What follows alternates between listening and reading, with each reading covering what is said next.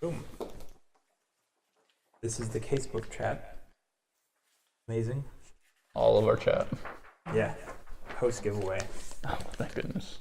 Let me Case 1, a man with a golden watch. Introduction. It's not working. Well, let me close it. Do you have to read that whole page? Probably. My goodness. And this is just the. This is only a 4-day investigation. This is a nice quick one. It'll probably take us like 3 hours. To read it. Right? Oh, Okay. hello. In front of you lies the first scenario of the campaign, the mystery of the golden watch. During the investigation, focus on the primary objective assigned to you by your superiors. Carefully look over every branching thread related to this case. Some of them are irrelevant, while others unlock new meaning in future cases, allowing you to see them in a different light.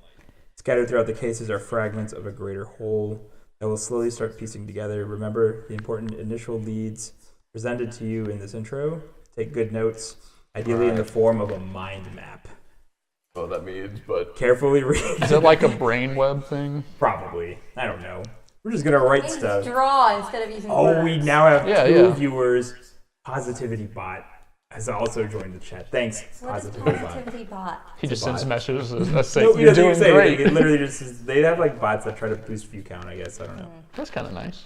I Did you don't- pay for them? No, I don't actually think they would register. I think like once a bot sort of like gets figured out, I don't think it registers as. Oh, okay. They just want to be figured out, then why call it bot? No fear. Okay. The challenge. Okay, remember the important initial leads presented to you in this intro. Take good notes, ideally in the form of a mind map. Carefully read the cards and try to draw valid conclusions before deciding to pursue the further leads. Most importantly, do not rush from card to card. Doing this will take you down a rabbit hole of information, causing the investigation to spiral out of control due to the sheer volume of information. All right, now we're in the Antares headquarters, July 5th. Can we please make it look like that? What's up? I just looked up what a mind map is. Wait, Let me Google this. Chat. We have to make it look like that. all right, July 5th. Hold on, chat. This is what a mind map looks like. Was it this Yeah, one? yeah, that Yeah. one. Oh no. I pushed the wrong button. It doesn't do that anymore. Which is the worst change. Yeah. You have to like right click on it. And say like, Open. But No, Oh. Oh, that was not working. Is there like then. open image or something? Yeah. Open image in tab. There we go. Chat. This is what a mind map looks like, okay? Don't forget to write down investigation or something. We're not collaborating that much. and we're just like, saying- yay, All right, investigation. so I'm gonna draw us in. Where are we? We're in the headquarters right now. This is our All right. mind map right here. Okay. This is the start. No, I got this. No. So we just tear off pages and put it onto the board. That could work. That could work. Mind mapping. What are you Now doing? I'm out of the Antares I'm data. drawing Oh, a we mind got map. HQ. No, we're not in HQ. We're in the car. The DM. But we're Mind in the map headquarters about right now. tennis. That's lame. Especially the fact that they crossed them. All right. Tennis is not lame for the viewers out there, though. All right, so here we go. So we're at Antares headquarters, July 5th, 8:11 a.m. The briefing room located on the first floor of the newly built complex. One more time. The newly built building complex seems sterile. Light creamy walls with glazed windows overlooking the James River. A large white table, chromed handrails, of black chairs, and a gray carpet fills the room. Despite being light and spacious, it lacks warmth. Hello, says Delaware. We can just assume, I knew it was Delaware, so he would obviously sound dry and boring, right? I mean, his name's Delaware. So he goes, hello. As he rolls his wheelchair to the head of the table. Just insulted that man. He's still dry and boring. Okay. He has a tired, wrinkled face, long strands of gray hair all over his piercing eyes. He places his green notebook on the table. The task at hand is quite peculiar. The State Department has asked Antares to investigate a potential scandal. A few days ago, the Ministry of Foreign Affairs of the Republic of Poland sent a confidential note asking for clarifications of an unusual event. Earlier, in the Ying auction house, a pocket watch with a gold-plated bezel appeared.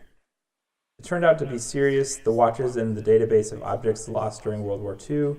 The Poles identified it as a showpiece that was looted by the Germans from the Museum of the Land in Posen, Poland, during the occupation of Poland. For Poles, it has both symbolic and sentimental value, as it was a memento of the great pianist Ignacy Paderewski. Can you spell that? Ignacy. Mind map how it sounds. Mind map how it sounds. I'm just going to draw a guy on a piano and call it a day. Yeah, there we go. Okay. Paderewski, okay? I got this. Spelled exactly how you think it sounds. Like P-A-D-D-A-R-U-S-K-I-E. no. My bad. P-A-D-A-R-O-O-S-K-I. Nope. Paterooski. Pad. Pad. P-A-D. E-R. Uski. U-S-K-I. Just said an O like an ooh. Oh, okay. I have the O-O instead of the E-W. Okay. Whatever, we all got it. According to the data provided by the Poles, the watch was stolen by a Nazi named Kurt Blutholz. All right, we're fighting Nazis. Yes, let's go. Okay, Kurt Blutholz? Yes, but spelled Germanly, but no umlaut. So I'm gonna add a but add one anyway. Just for clarity. You know what? They probably just didn't have the font for it. You know? Yeah, you're right. They didn't want to do all those extra characters. Yeah. Of course, you will find records about him in our database. He clears his throat, glances at his notebook, as if he was trying to remember something, and then resumes his briefing. The auction house bought the watch for about $5,000 from a man named Rupert Owens, Pretty cheap watch. who apparently did not realize how valuable the item was. Just kidding. The watch is already secured in our evidence store. The matter is delicate. If this Blutholz, by some strange stroke of luck, had lived after the war in the United States, it would be very unfortunate for political reasons. At least that's what the current administration thinks. Worse yet, the press will begin to sniff around. It's only a matter of time before the issue turns into a scandal that I would very much like to avoid in the first year of this agency's operation. Oh, so we're all new. Oh God. What? First day of the job. We're a new operation here. Our task is to find answers before someone finds questions. He looks over the briefing room, checks his notes, and sighs heavily. And finally, one very sad piece of information. The morning after tomorrow at the Olivet, Spell that? Olivet, got it.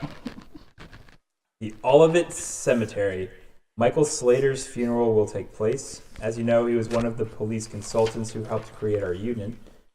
He was a victim of a hit and run, a nasty end to a perfect career in the police force. It would be nice if someone from our team could attend the funeral. We will gather at Richmond PD at 8 o'clock the day after tomorrow. It would be nice if one person from our station Yeah. attended the funeral of the guy who founded the entire unit. Yeah. God, we are bastards. Screw it. None of us go. But what there's clues? Okay, from there, the police column will go to the cemetery. Okay. That's a lot to take in. Preparing the case. Move the time marker to 9 in the morning. God, that briefing took so long. Jeez. A whole hour. Add 4 authority tokens. That's these star tokens. Oh. So that's what they are. Yeah. Okay, so this is our token pool that we have available to us. Goal of the case. Investigate the events leading up to the watch from Poland ending up in the Ying auction house. Discover all stages and find evidence to confirm them. Time limit, we have 4 days to finish the investigation, and on the 3rd day, one of us has to go to this stupid funeral. I don't look too happy. I don't think they want me there. Oh. Or I'll look like I fit right in. Okay, the stress limit for this game is 7. If I feel stressed, I just move it If you up feel one. 7 stress. Yeah. It's over. Okay, further Like leads. in the hospital. So these are leads that we can take. We can access to Kurt Blutholz's police files on the database. Access to police files on Rupert Owens. Go to evidence storage number 103 in the headquarters. Interrogate auction house owners number 119 in field work. And Michael Slater's funeral ceremony, number 134, Richmond PD, 8 o'clock a.m., day 3. Put an additional token on day 3 as a reminder. If you decide to attend the funeral, you can start the day in the Richmond PD location. Who was the first person we could investigate? Bloot holes? Bloot holes, that's right. Lootholds, Rupert Owens. Yeah, I got the then- rest, I think. Police storage for where the watch is, the auction house where it was sold, and then the funeral Who on was day 3. Ignacy Paderewski? That was a great pianist that owned the watch, right? Yeah. Yeah. So in World War II. Here, I'll draw a picture for you. Oh, Thank he's you. on here. No, don't worry. I will show you a picture. No, of him. mind map it. I am. Okay, I'm trying. I'm really Oh, look. nice. Oh, that is Nice. not how I spelled his first name. What? Oh, I did an I instead of a Y. Mine was not that close. Okay, so now I will learn how to play the game. And the Nazi stole it.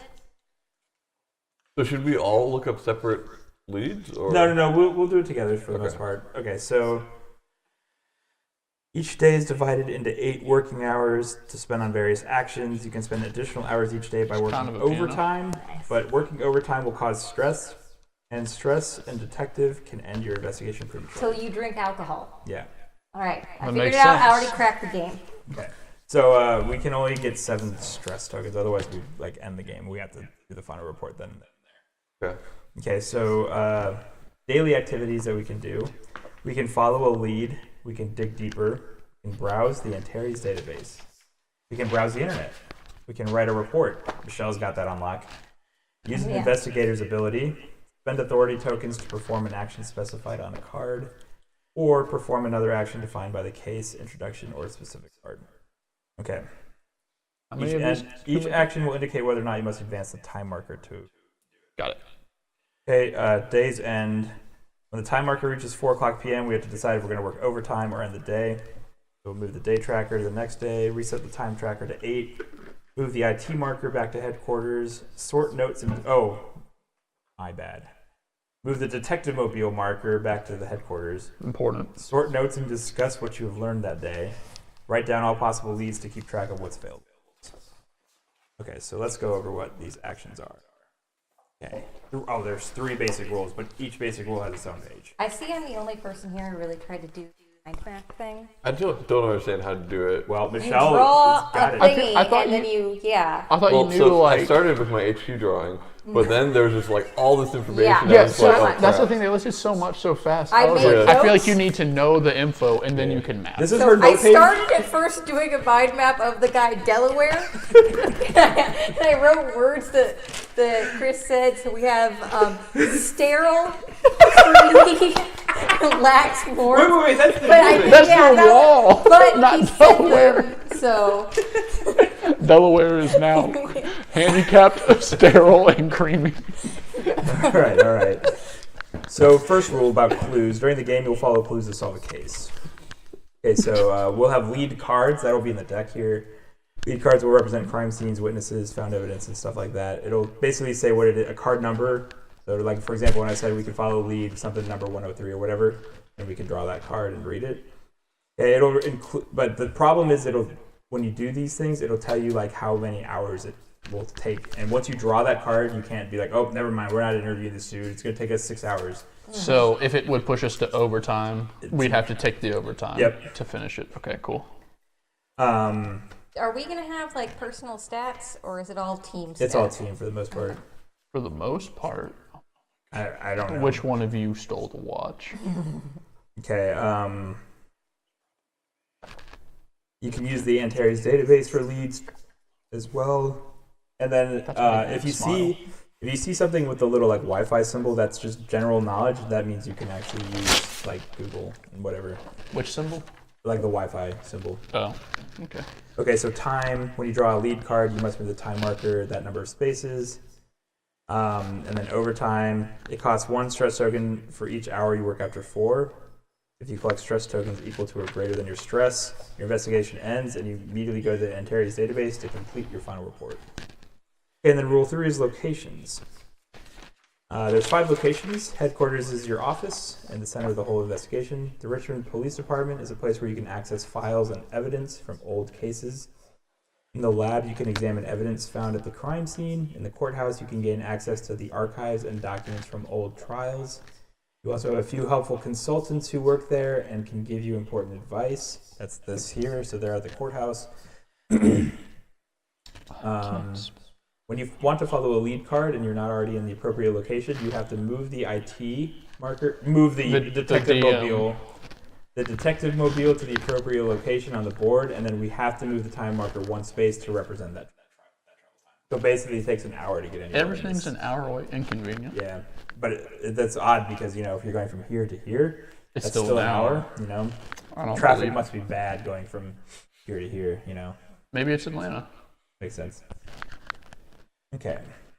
Oh man, when you search for someone on Antares, it says you need the full name, so you have to actually. Yeah. You can't mind map how the name is spelled. Sorry, I was really pushing for that. But. Okay. So we can follow a lead. So I'm going through all of the actions that we can do. Okay. So at the beginning of the case, the further leads section of the casebook will present a list of lead cards that we can read. So I read through those, and we'll go back through it again. Once you draw a lead card, you must resolve it. You may not check the hour value and skill required to dig deeper and then decide not to resolve that card. You just have to do it once you decide to do it. So you're going to search the deck for the card, check the lead card's location and move the IT marker and time marker if necessary. Check the lead card's hour value and advance the time marker. Read the card aloud and present its contents, but we do not want to look at the back side of the cards. Follow all of the lead card's direct instructions. When you encounter a signature, you must put it into the Antares database in the signatures section. Decide whether or not to dig deeper if possible, or then you want to note any further leads and then place the card aside because it's now resolved. Okay, so there's going to be two sections for that on the board. There will be some resolved cases. If you didn't dig deeper, place the card on the right side of the game board to remember that you do not have access to the back side of these cards. If we did dig deeper and we flipped it, then we're going to actually put it over here. And that means these cards are completely done. And we can have access to both sides. Okay. Further leads section on the lead card lists other lead cards you can decide to follow at any time later in the game. You must finish resolving the current card before following a new lead.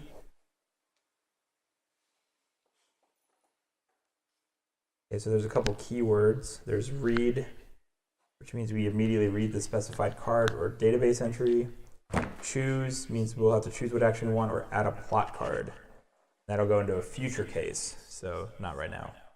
Okay, so you can dig deeper. That'll be on the bottom of the card. It'll look like this, and it'll tell you what you're doing. That's my image. Yeah, so lead cards are double-sided. The dig deeper action allows you to reveal additional information by reading the backside of the lead card. Yeah. To dig deeper, you must spend the token depicted in the dig deeper section of the card. This is kind of legit. What's up? We were going over our maps. They're trying to live up to me. I did mine on the fly. You even said World War II. Wow. Dang. All right. Sorry, we're not mind mapping right now. We're literally just reading. Sorry. There's no mind map necessary for this part. This part has been mapped out. I'm writing out the rules. Yeah, that's fine. That's fine. Actually, okay. Okay, so if we decide to, so in order to dig deeper, you have to spend the token depicted. So for example, in this one, we'd have to spend the file cabinet token. Okay. Oh man, because we'd have two if we had Henry Barnes. But that would have to be our consultant, but now we get a wild one. Wild. Okay. Yeah, so we just decide if we want to do it or not. Digging deeper is like following your gut instinct. You don't have to dig deeper on every lead. Sometimes this lead will do nothing interesting. Sometimes you want to confirm what you've already deduced, and sometimes you'll learn something new. Okay. I'm looking at Ben Harris. You can't look me up. I'm not in the database. I actually haven't found anything yet. Okay, as an action, you can browse the Antares database. You're cheating. During the game, you will be instructed to read data from the Antares database. Log in and type the name of a person. Does not look like this costs any action. You no longer cheating. Full disclosure, I already pulled up Rupert Owens. I haven't actually read it though. No. But after the initial thought, that was my first thought was to look into that dude because he seems suspicious. Okay, never type in numbers or names found during the investigation into the Antares database unless specifically instructed to do so. I'm a cheater. Accessing the Antares database never costs hours. Oh, okay. That's not bad. You can access the Antares database at any time during the game as many times as you want. Oh. Who was Rupert Owens again? He's the guy who bought the watch for $5,000. He was the one who bought it. Allegedly. And now he's... Okay. Wait, he bought it. Wait, no, I thought he sold it. No, he sold it to the We're main we're still going over the rules. His mind map is faulty. That's okay. His mind map can be faulty. fix it later. We'll fix it later. We gotta finish the rules. Okay, questioning stress levels. When interrogating, questioning, or sometimes simply talking to people, you will be able to identify the speaker's stress level as follows. It'll say LSL, MSL, or HSL, or low, medium, or high stress level. So when we're reading transcripts and stuff, it'll actually say that, so you can sort of deduce if they're lying or not. Oh, that's pretty interesting. Okay, so you can browse the internet if you see the Wi-Fi icon, and then that'll just give you some. It'll be like underlined, so you can actually know what it is. So, like for You can example, read about like Nazi in this thing, it atrocities. says if you want to look up tetrahydrocannabinol, you can do that. It says you're allowed to. Good thing I already know what it is. Boom. Okay. What kind of losers need to look that up? Come You on. can also use Not an real ability. detectives. We have abilities, okay? Each investigator has a special ability that can be used once per day. After the investigator's ability, place one of these X tokens on it. So I'm just going to put these here. That's just saying that you use your That's ability. what the medic lady can do. She can get rid of that. Okay. If Investigators someone can double use down. their ability at any location. Okay, then you can write a report once per day. You can spend one of your working hours at any location to write a report in order to receive an authority token back. That's these. Because that's what you'll have to spend in order to use your abilities. I got spent 2. So, Dang. How many do you need? I only need one. How many do you need? Wait, for what? Your ability. How many stars do you have to spend? Mine is 2. Mine, you get 2 stars Oh, when nice. you write a report. Oh, your jack is great. What about you? that's well, mine's only one. So expensive. Oh, mine's the one that lets me heal people and remove their X's. Your ability must be You good. could just keep doing it then. Well, she can write the reports and give you stars, and you can. Well, actually, I can keep getting Anyway, wild let's- tokens. Wait, no. Could you We'll strategize later. Yeah. Yes. Anybody can use my power. Whenever anybody writes a report, we get 2 stars. okay. instead of 1. Okay, at the start of the case, each investigator and consultant has their skill tokens. So here's what they represent, in case you were wondering. So the file cabinet is research. There's research technology. Authority tokens they'll just get spent for things. We already know that. Matching evidence. When you encounter a signature, visit the Antares database and click signature. Type in the 12-character case-sensitive signature into the form. The system will automatically register the signature type and add in a short description. Okay, so that's, Hopefully, we'll be able to read their handwriting. we can save the game. We won't have to do that. We go until we finish this investigation. Like real 20 hours. detectives. Plot cards represent leads that are not related to the particular case you are solving, but will lead to the main plot card. I'm just sort of reading things that look weird at this point. No, you're fine. Scoring, we'll just go through when we do the end report. And that's pretty much it. Okay, player designer notes. Okay, here we go. Player roles. In this game, you choose a character to play, but beyond that, I would suggest that you all take on game roles and responsibilities. When playtesting, we discovered that the following roles could lead to a very fun and engaging game. Following rules, can. There's the note taker. I need one more sheet of paper. No, the bigger one. Do we have to say that? Oh snap! We actually have a real viewer now. It's Sarah Bear. What's up? Okay, Number Sarah Bear one, is clearly a bot. Come on. number one viewer NA is what she says. So There's a chance. okay. Oh, okay. So this is obviously Michelle. Oh dang! That's like 3 cents. That's tax. What a baller! Did you get those for free? All right. Anyway, so Michelle is obviously our note taker. It says you were responsible for taking all the notes, drawing the mind map, and connecting the dots. And we all know Michelle. I was about to object because I have terrible handwriting, but, But I'm then- in a group where And- it looks like maybe not the worst, And- which is unusual for me. And we know your mind map is Yeah. Superior. superior Show to it everyone off to else's. the camera. They can't see Yeah, it. they can't see it because it's greeny. It doesn't really show Okay, up. then there's the techie. that's true. Let me check that in the database. So they will be the one browsing the internet. I'll do that because I'm the one with the computer. That makes the most sense. That's Wow, makes sense. shocker. Then there's the browser. You are responsible for keeping all lead cards in order and browsing through them to double and triple check facts. You want? What's the other one? Yeah, There's 5. There's 5. There's Oh. also the narrator, but I'm already doing that. So Okay. then the last one is the fact checker. That's impossible. I have it here in my notes that he was born in 1954. You would have pretty been good at 6 that. years too old. You literally started with July 5th, 8:11 a.m. HQ. All right. It's because we're using I'll attempt to do two fact-checker. mics. That's just how it's gonna be. Because like my mic is picking it up, and then your guys' mic is also picking it up. So. Wait, these are two mics? Yeah, they're not separate. 4? Well, they're connected into 2 ports. So there are 4 mics. So that's just real life. That's how it's gonna be. Okay. Oof. Big oof. All right. That's the rules for the most part. I just put that right on the board. That looks dumb. Let's go. So we are starting at 9 in the morning. Oh, here's the leads that we have available to us. It's this book. Wait, where did I rip that one out? Okay, we have access to Kurt Blutholz's police files, access to police files on Rupert Owens. We can go to the evidence storage, which is a clue card.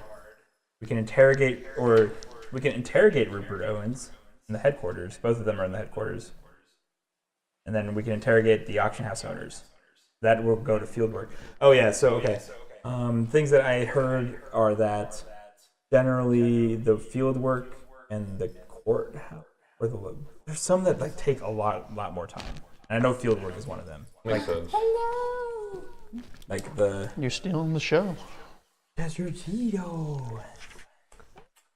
Oh no, I'm sorry, Cheeto. I pet you. I put you. Maybe he just wants to get to his favorite spot. Okay, so let's go research these dudes that Worthy already researched. Paperworthy.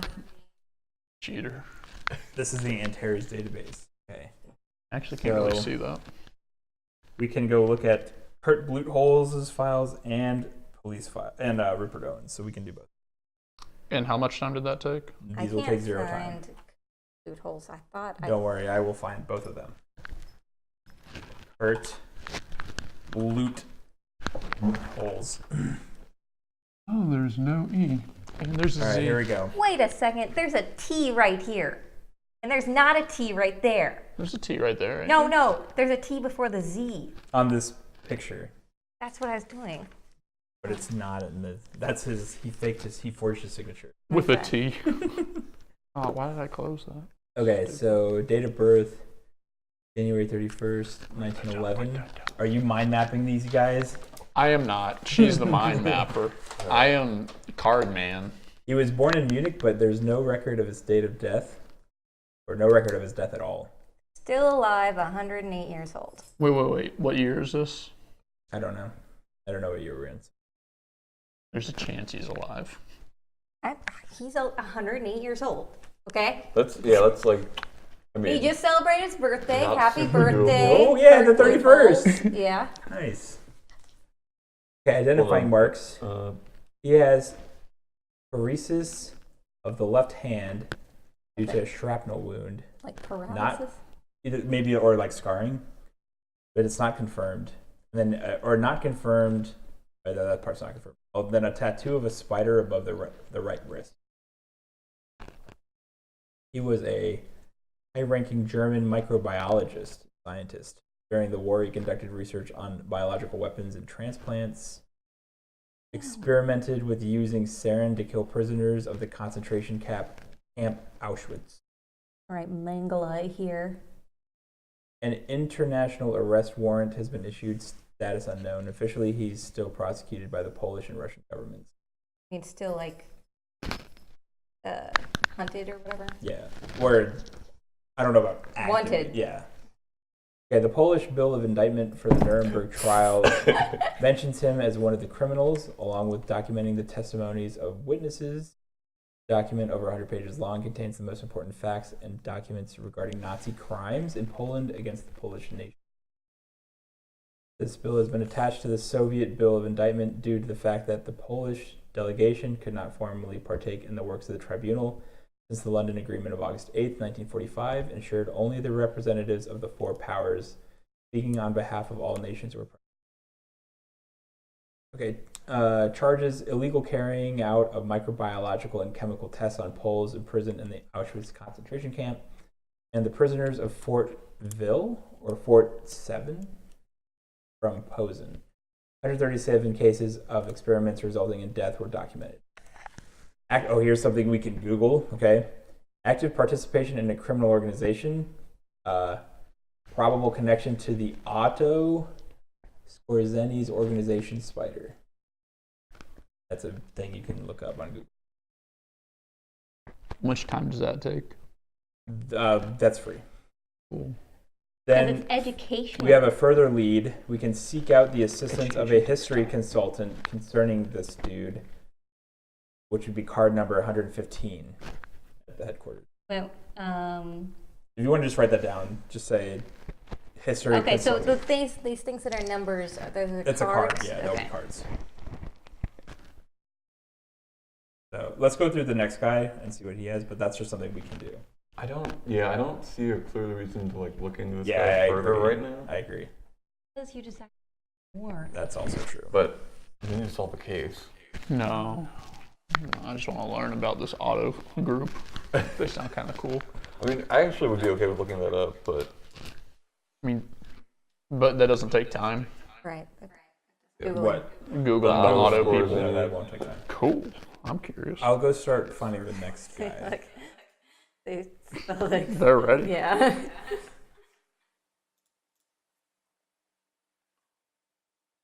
so it was a post-World War II organization thought to have helped certain Nazi war criminals escape justice. Geisbein. I don't know how Existence to is still debated today. It's believed by some historians to be a different name of the Nazi German Odessa organization established during the collapse of the Third Reich. Seems pretty intense. Okay. So this guy is definitely still alive, and he started a cult in Uruguay, is my guess. Okay. It doesn't list Brazil on here. I thought all the Nazis went to Brazil. He could have gone to Chile instead. Just go a little further. And then he swam to Antarctica. All right, Rupert Owens. Okay, so this is Rupert Owens' database entry. And it comes with a signature, so I'm going to have to click that. Okay. Wait, first, yeah. So Rupert Owens. He was born in 1959. We're the same height. Awesome. Nice. He must be innocent. Wait a minute.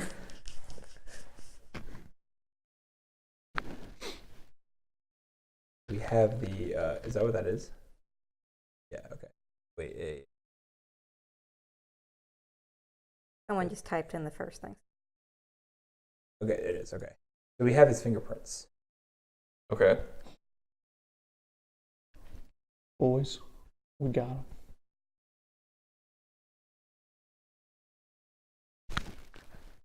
I don't know that's fine anyway. So, okay, criminal record.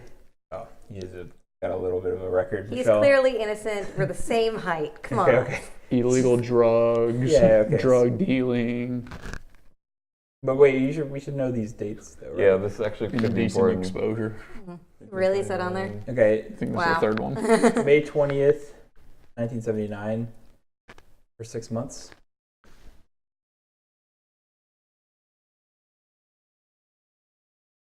Then June 20th, 1986 for drug dealing for 2 years. Then May 13th, 2011 for indecent exposure. Yeah, he's still innocent. That was only a fine in community service. And then March 15th, 2012 for causing a traffic accident while driving under the influence, damaging public property, the fire hydrant. He was sentenced to 3 months of community service, fined $20,000 or $2,000? $2,000, and directed to mandatory treatment. That's what he needed the $5,000 for. He was basically pawning it with the plan of stealing it back. Where's he from? Did it say Virginia? Yep, Okay. Richmond, Virginia. Can't trust So could Virginians. easily be a Nazi. He also is known. He is white. He has known connections to Marcus Owens and Lily Garrett. That's his dad and his mom.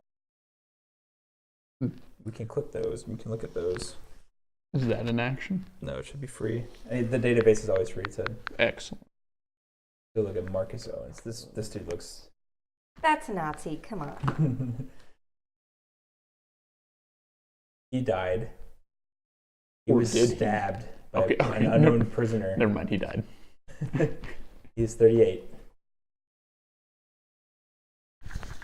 We now have his fingerprints. Wait, there on What his if they're record the it said same? something about fencing on his record. No, I was just doing this signature thing. Wait. Oh, for fencing, like for fencing, Right. Okay, so he was arrested. I know. That I think it's relevant to the case, is why I said it, not because I thought that he was fined for like whatever. Stabbing someone without the cap on it. Yeah. Okay, so he was arrested the 29th, September 29th, 1966. But he was hearing released. ID. Then he was arrested June 15th, 1967. Hearing ID. Oh yeah, write this down because we can look up old cases at the courthouse. So. Write that down. All right. I can't see. What's the number? 7. Okay, it is Squinting. 78995654 B? Is that a B or an 8? That's a B. It looks like a B. Okay, suspected of being an accomplice to a robbery. Oh, there's a case file for this. Oh gosh. Okay. We might look into this more. We don't have to because it sounds like something that would take a long time. Right. Okay, so anyway, case file though, I'll just give you the number. Case file NR, it's probably number, but just in case, we need to write that down. So NR 1967 / MI /06/24.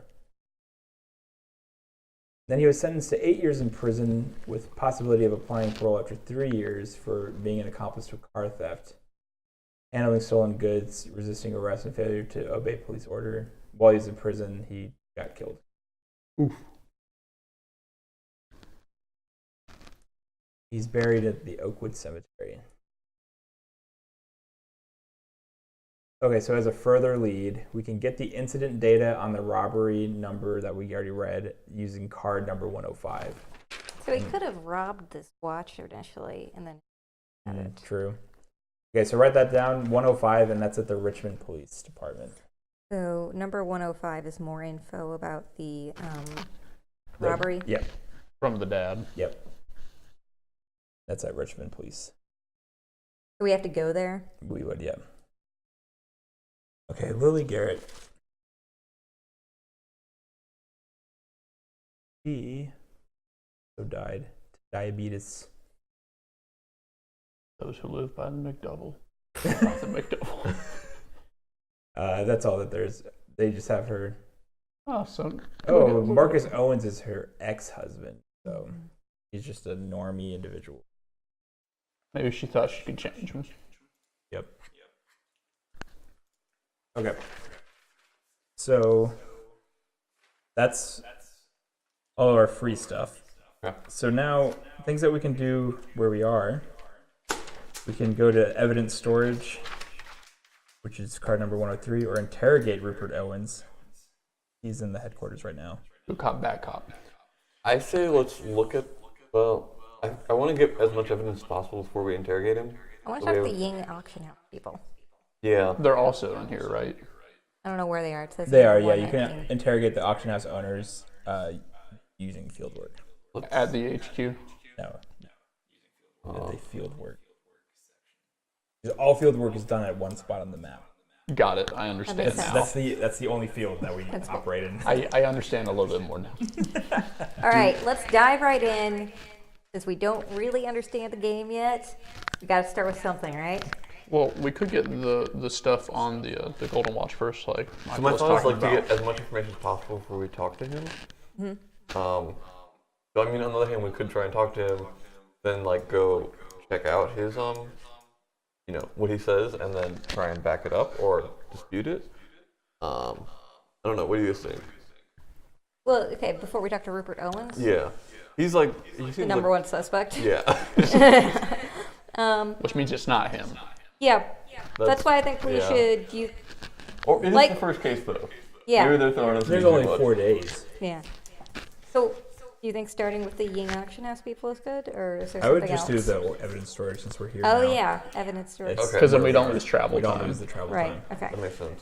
Okay, so that's card number 103. Okay. So I just fan for it real quick. Yeah, it'll be in the top left corner. 103, you said? Yeah. Keep that near you. No, Oh, never mind. Sorry. Thanks. it's on camera. All right. This Doesn't takes matter actually. this takes 1 hour. Okay. All right. That's not bad. Okay. Would you like to read since you're the narrator? Sure. Okay. You found the card. Okay, keep the deck near you. Boom. Okay. Antares' evidence storage is a huge hangar. Back from when the police station was still located here, the police station was moved and the evidence storage stayed. The agency pumped a ton of money into it and added a second hall, automated it as much as was possible, and rigged everything with the Antares computer system. Log into the system, enter the ID number, case number, and verification code, then immediately go to the virtual evidence storage. There are 2 items attached to this case. In the picture next to the watch, there is also a cigar box. The watch must have been kept inside of it. Where did it come from? Interesting. It's time to collect both of the items personally. The system informs you that you can collect both of them within 37 minutes from box 28 in section 2 of the magazine. You choose the SMS confirmation, and after a while, you get a barcode to open the box. You log out of the system and quickly go to grab a bite at the Antares cafeteria, a Greek salad, coffee, and a bottle of water. I'm confused about all the information we're being Yeah. given. Well, all of us ordered the same thing. Yeah. Okay. Then we go to evidence storage, so we can flip the card. It says read. Oh no, it says read number 121. Got it, boss. So the security system texts us. It texted us like. You said 121? Yeah, actually, hold on though. Let me make sure. Wait. He said wait. Do we not? Wait a minute. Is this? I thought this case was that the watch was stolen.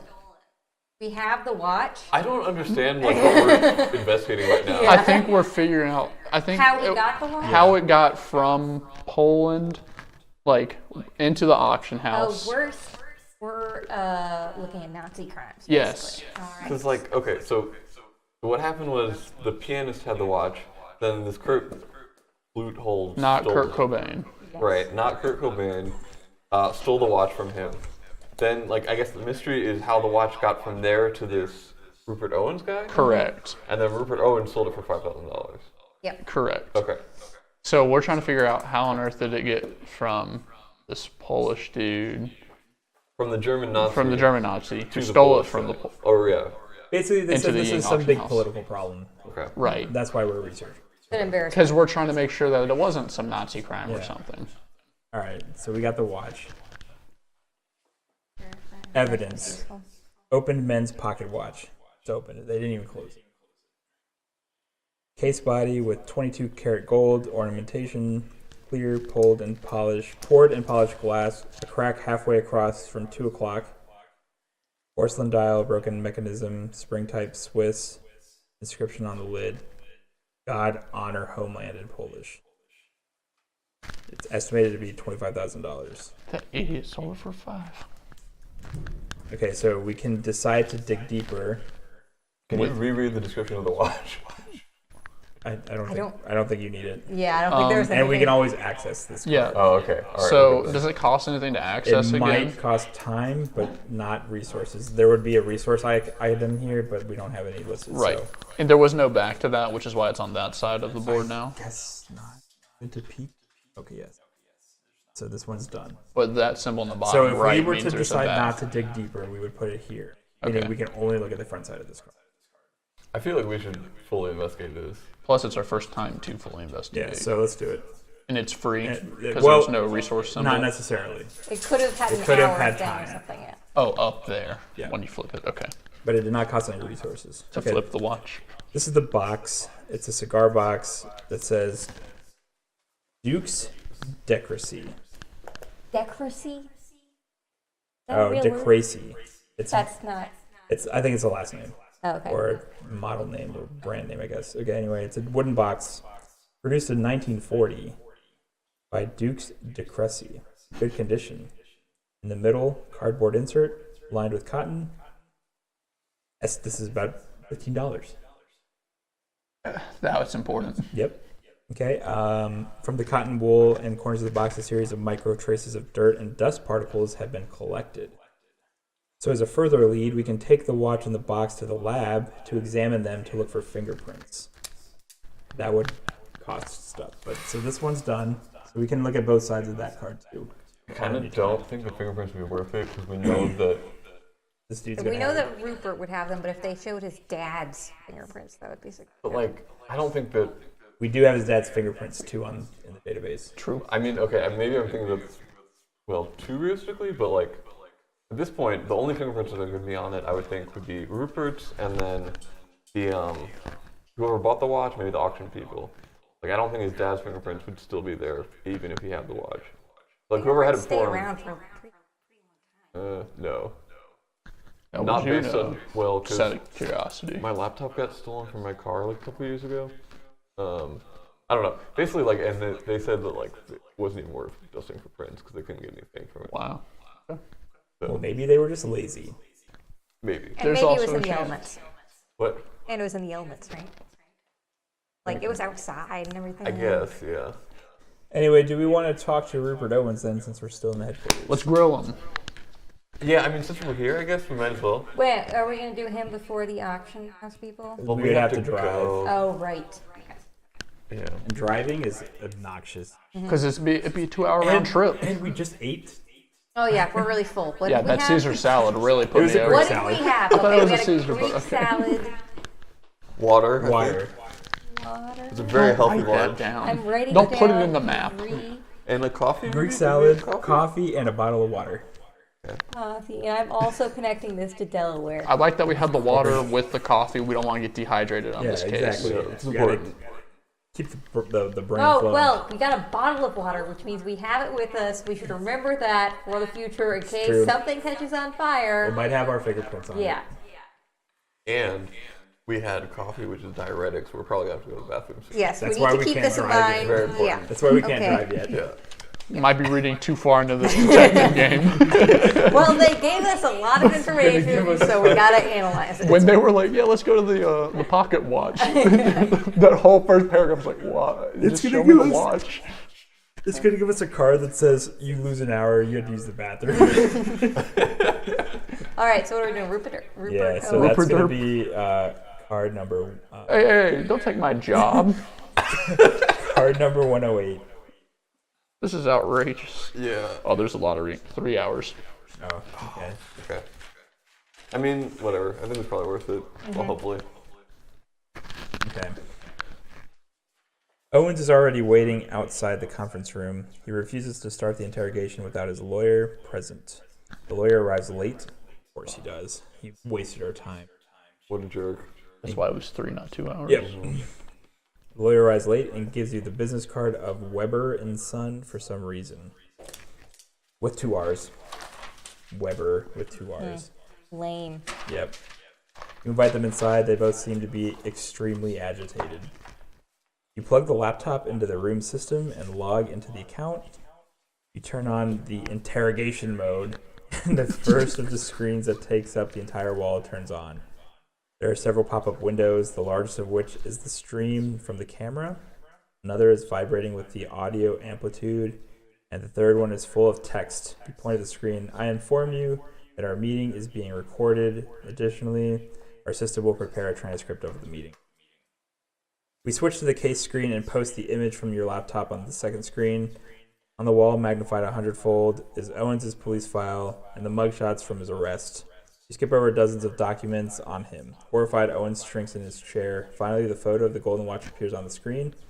Okay, you say, carefully looking at Owens, could you please explain how you found yourself in the possession of a watch that was stolen from Poland during World War II?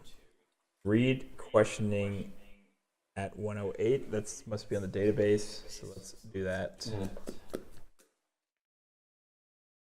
If you little setup you got there. This is kind of cool. Questioning at 08. Oh my god. I got it right here. Oh, thanks. I'll look on as he reads.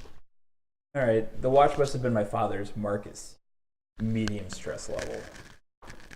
I found it more or less a month ago. when I was tearing through the old house. Okay, hold on. Break time. I'm moving this. Also, like, you actually have to pee? No, I'm moving this right now. The coffee is hitting me way faster than I expected. Now I can actually read this. That's much better. All right. I'm still going to read on because this is right here. It says, Okay. Okay. I found it more or less a month ago when I was tearing through the old house under the porch. I was pulling away the floorboards when I saw something underneath. It was an old metal can, and inside there was a box. In that box, I found the watch. I got excited and thought it would solve my financial problems. Medium stress level. I Googled someone who dealt with this kind of stuff, asked around a bit, and went to sell it. I have no idea where my old man got that watch. See, I was still a kid when that son of a bitch left me and my mom. I remember being so happy. It was actually a blessing. My old man was a horrible jackass. He beat Mom. His friends weren't any better. He was always a coward. You know, the type that is always in the shadow of someone bigger. The type that sucks up to people like, oh, I get it, like Fredo Corleone. Why are you saying that name like you've never heard it before? What kind of detective are you? I know. I can't remember any of his friends' names, though. They were never at the house, always at a bar, drunk. I do recall one of them had a scar on his face, as if someone put a cigar on it. It was as short as my pops. I think he also had dark hair. They were always drinking together and did some business. Dark alley, crooks, all of them. That's all I remember. A long time ago. The evening before his arrest he came home wasted. I remember that because they were airing the Mariner 5, which is something we can... Can I do that now as you're reading? Yeah. We all wanted to be astronauts in those days. Low stress level. He started yelling at my mom and suddenly gave her a pendant and some money. As an apology, I guess. Then he pretended to go to work on the porch. I think he left before midnight. I didn't want to see that bastard ever again. I have no idea who snuffed him in jail, and I don't care. He deserved it. I think it was right before that he sent a letter to Mom about needing something. He said there was something big happening. He could make a lot of money. Mom was so upset she burned the letter, low stress level. The years after his death were good until Mom died when I was 20. It hit me real hard when I went down a slippery slope. I ended up behind bars. I don't know what he's talking about in that letter. Even the cops didn't ask about it. They might have spoken with it about Mom at the police station. All right. So now we can hypothetically guess that the watch may have been from his dad. We can also see... Want to be a spaceman. No, we can also look in the database to... They when said was that the Mariner 5 launch?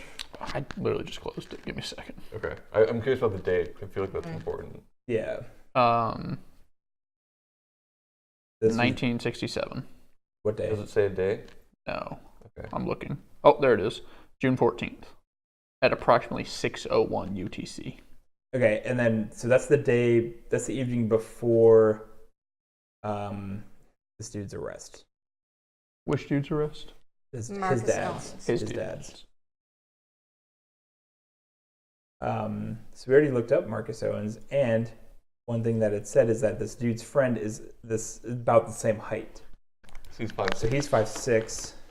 So did somebody already write that Yeah. down? Do we know his height? Let's see what Balut Holes is. So obviously they were. Or the same person. Oh. I think food color.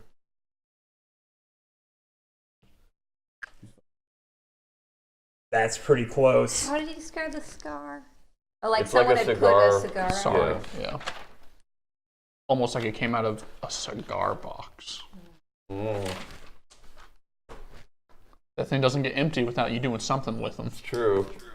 Even though you could theoretically just throw them away. Who would do that? Or just actually smoke them instead of putting it on someone's face. Okay, so if we want to spend more time, I don't know about time, but we can spend this interrogation token in order to press him further. It seems like he's kind of like opening up. But the question is just, does he have any more useful information? I think he just had like a therapy session with us about his dad. That sounds like what just happened. Yeah. He was never there for me. We can also use a further lead to get information on Weber and Son using card number 120, the headquarters. Does that cost something? I mean, it'll probably Cost time, but that's it. I don't know. Like, I feel like we don't have enough to really press him about anything. But that also on the other hand, that doesn't seem like that's how this game works, you know. Well, we could spend a token for the first time, which is exciting. So here's my thoughts. The only other thing we can do is go to the lab and analyze, or go do field work. And I feel like both of those are going to take a lot of time, including can't split driving. No. And it's more like we'll have to drive, so that will take us to 2. This already took 3 hours, and I want to say both of those are like supposed to be the high level. I mean, we could just basically do the whole interrogation today and have that as our day 1. Right. That's what I was thinking. And try to do all the stuff here. And So let's close them out. let's go put this guy to rest. I guess. I don't know. Where does this go? The pile over there, I guess? Yeah, that's fine. Okay. So we're pressing Owens further. Okay. We said June 14th, right? That was when his dad was arrested. Here we go. Don't worry. We're We're getting some good details here, guys. The air conditioner hums. This is the only sound when Owens finally falls silent. He hangs his head as if the testimony had exhausted him utterly. Uncomfortable, heavy silence falls. Weber closes his briefcase, assuming that the interrogation has come to an end.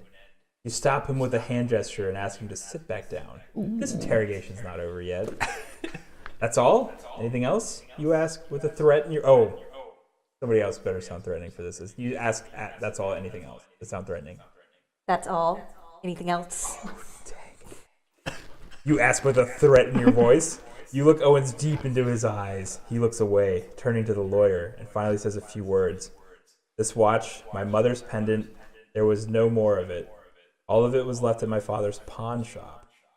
Okay, who might know more? Maybe his lawyer knows something. He had such a funny name, Marcellus or something. You know, just like that dude from Pulp Fiction. Is that a Wi-Fi thing? No. Dang it. And that Marcellus was fat too. He worked on my father's case back then. Maybe he knows something, but I don't know him. I never talked to him. I just remember that my mother mentioned him. It was a long time ago. He's probably dead anyway. It didn't take any extra time or anything, just the token. We've also got this history consultant we could talk to about loopholes. Yeah. Okay. Right. Maybe. Was the history consultant fieldwork? I want to say that was actually headquarters. Look. Yeah, it's headquarters. Okay. You guys want to do that right now? Where was it? Oh, yeah. I mean, it does make sense to do as much as we can. We're trying to And you never we're know trying to when go that... backwards from Owens and forward from Blue Holes, basically. And you never know when that coffee's going to hit. Yeah. You got to stay in the headquarters. Okay, so that's card 115. I got it. Since somebody's busy, apparently. Yeah. I'm making sure God, that the Mariner... falling down. I'm on- making sure nothing happened bad to the Mariner 5. What if he sabotaged it? Oh. I'm making sure it didn't blow up. It didn't. That's How good. long does it say? 2 hours. It is now defunct in a heliocentric orbit. Okay, so we have 1 hour left. Okay.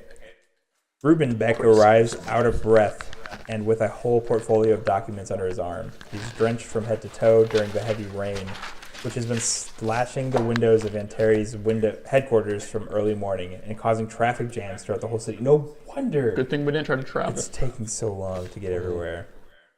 It was a miracle that he protected the documents from the downpour. He ran from the parking lot, holding a briefcase under the umbrella.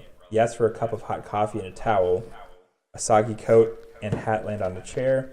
He says that you have to hurry because in 2 hours he must return to the university. You prepare 2 coffees. Their cheap aroma spreads over the room and follows you to the top floor. So we're having one of the coffees? Yeah, The cheap ones. More coffee. I mean, yeah. 3 o'clock. We still have the bottle of water. Never said we finished it. Instead of sitting with the professor in one of the conference rooms on your floor, you take him to a small, cramped room at the end of the corridor, a secret hiding place known only to a few people from the department. You wink at Ruben Beck, pull out a pack of cigarettes, and put an ashtray on the table. Ruben Beck smiles and takes out a small box of tobacco from his pipe. He sips his coffee and begins to talk about Blutholz's story as he prepares his smoke. Read card 116. Did we get anything from that card? Yeah, we That's got the- that. We go. That's the background. We do cheap coffee. We are pounding coffee right Here is now. 116. Okay. There's not much about this boot holes in our files. He graduated with honors from the Ludwig Maximilian University in Munich in the medical department. From 1935, he belonged to the NSDAP. On April 24th, 1942, the Society of the Emperor Frederick in Berlin appointed the Central Research Institute and named him as the director of the institute. He was a young, ambitious, and very capable member of the Nazi Party, the ideal candidate. A year later, in 1943, he was sent to a German-occupied Posen, where he was employed as the head of the Cancer Statistics Department, a fictional moniker that was supposed to camouflage the basic goal of the institute, advanced research in transplantology. We do not have much information from this period. One can only guess what atrocities were done under the guise of research. The last piece of information we have about him is that he fled south to Austria after the war, under the fictitious name of Buchmann, Buchmann, What was that first name? Didn't have one. Oh. Okay, so what was the name? Buchmann. I suspect that he went to Italy and then just dissolved into thin air like many other criminals who traveled in that direction. The German criminals generally bribed soldiers to guarantee their passage across the border. They paid with stolen pre-war jewelry, gold, and anything else of value, then they disappeared. So we can spend the file cabinet to learn more about the Spider organization. I kind of feel like this dude's always like well, I don't know. Like, it sounds like he potentially may have bribed someone with his watch. On the other hand, like, it was so long ago that... Who would remember that? Yeah, or how would we know or find a record of that? What was the thing that we could do? We could find more about the Spider organization? Yeah. I mean, we only have 1 hour left on the other hand today, so... But this one is we spent a token.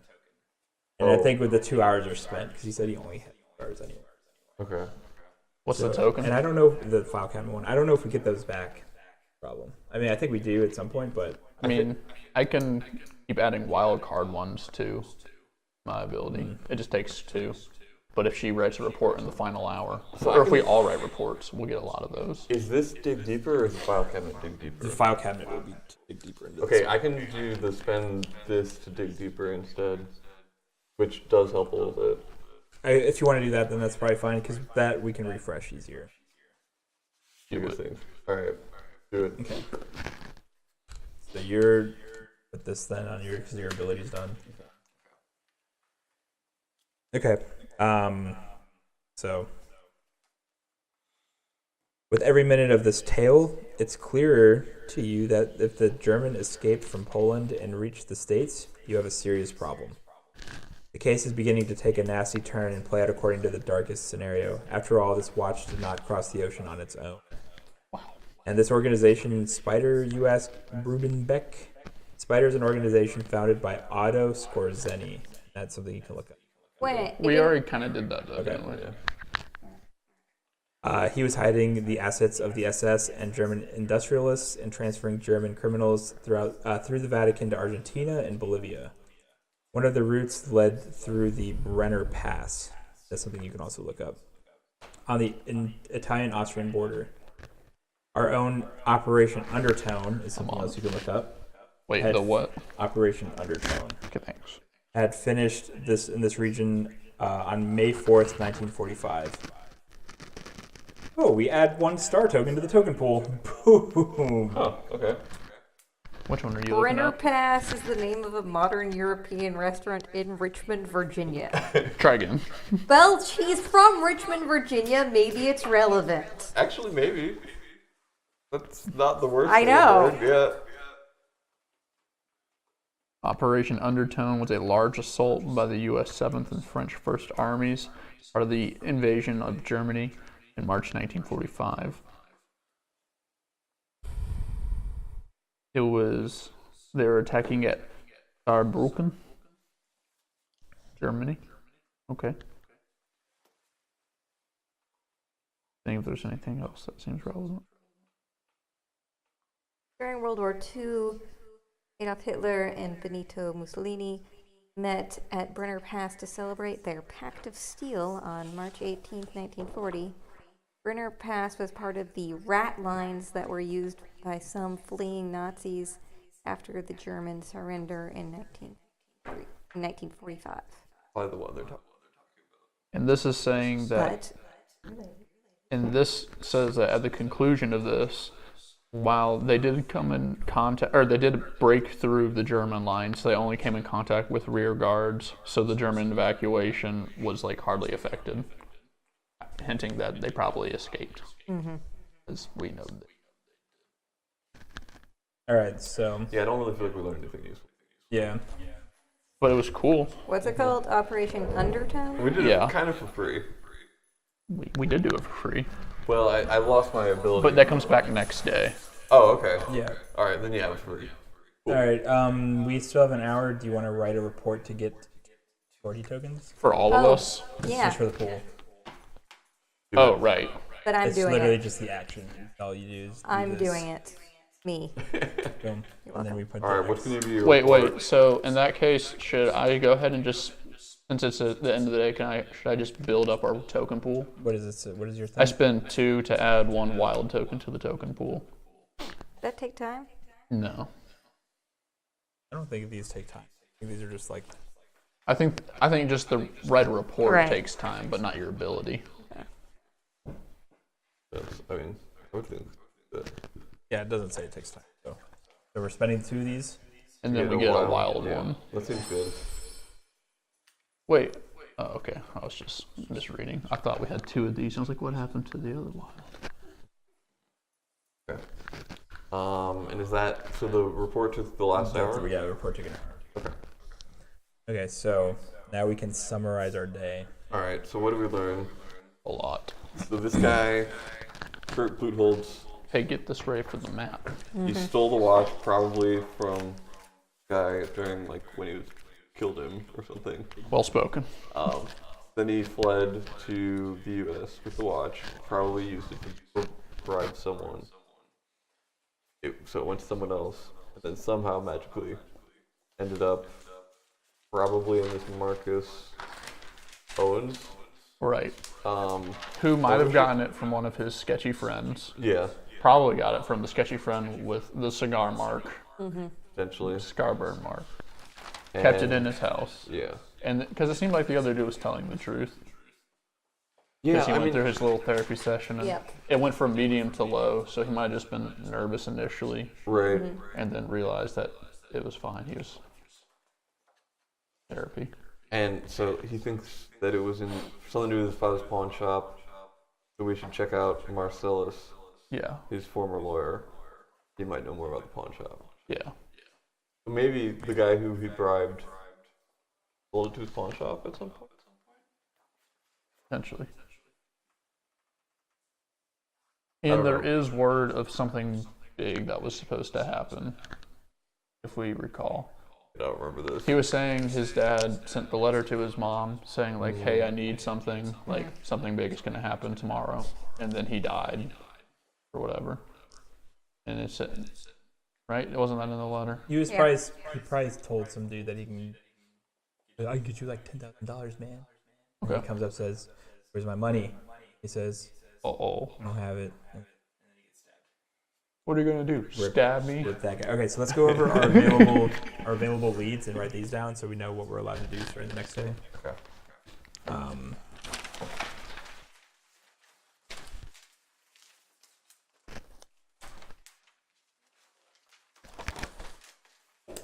Okay, so we have Weber and Son.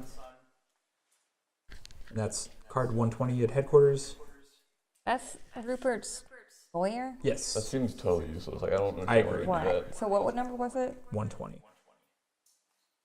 Except for they are lawyers, and we're looking for a lawyer. And Oh, yeah. maybe there's only one like law firm in the place where we live. Okay, that's a good point. Okay. It happens to be Marcellus. Okay, so then we can take the watch in the box of the lab. That's going to be card 102, the lab. The lab is its own separate Yep. location. Yep. Takes an hour to get to the lab in our building. Yep. Okay.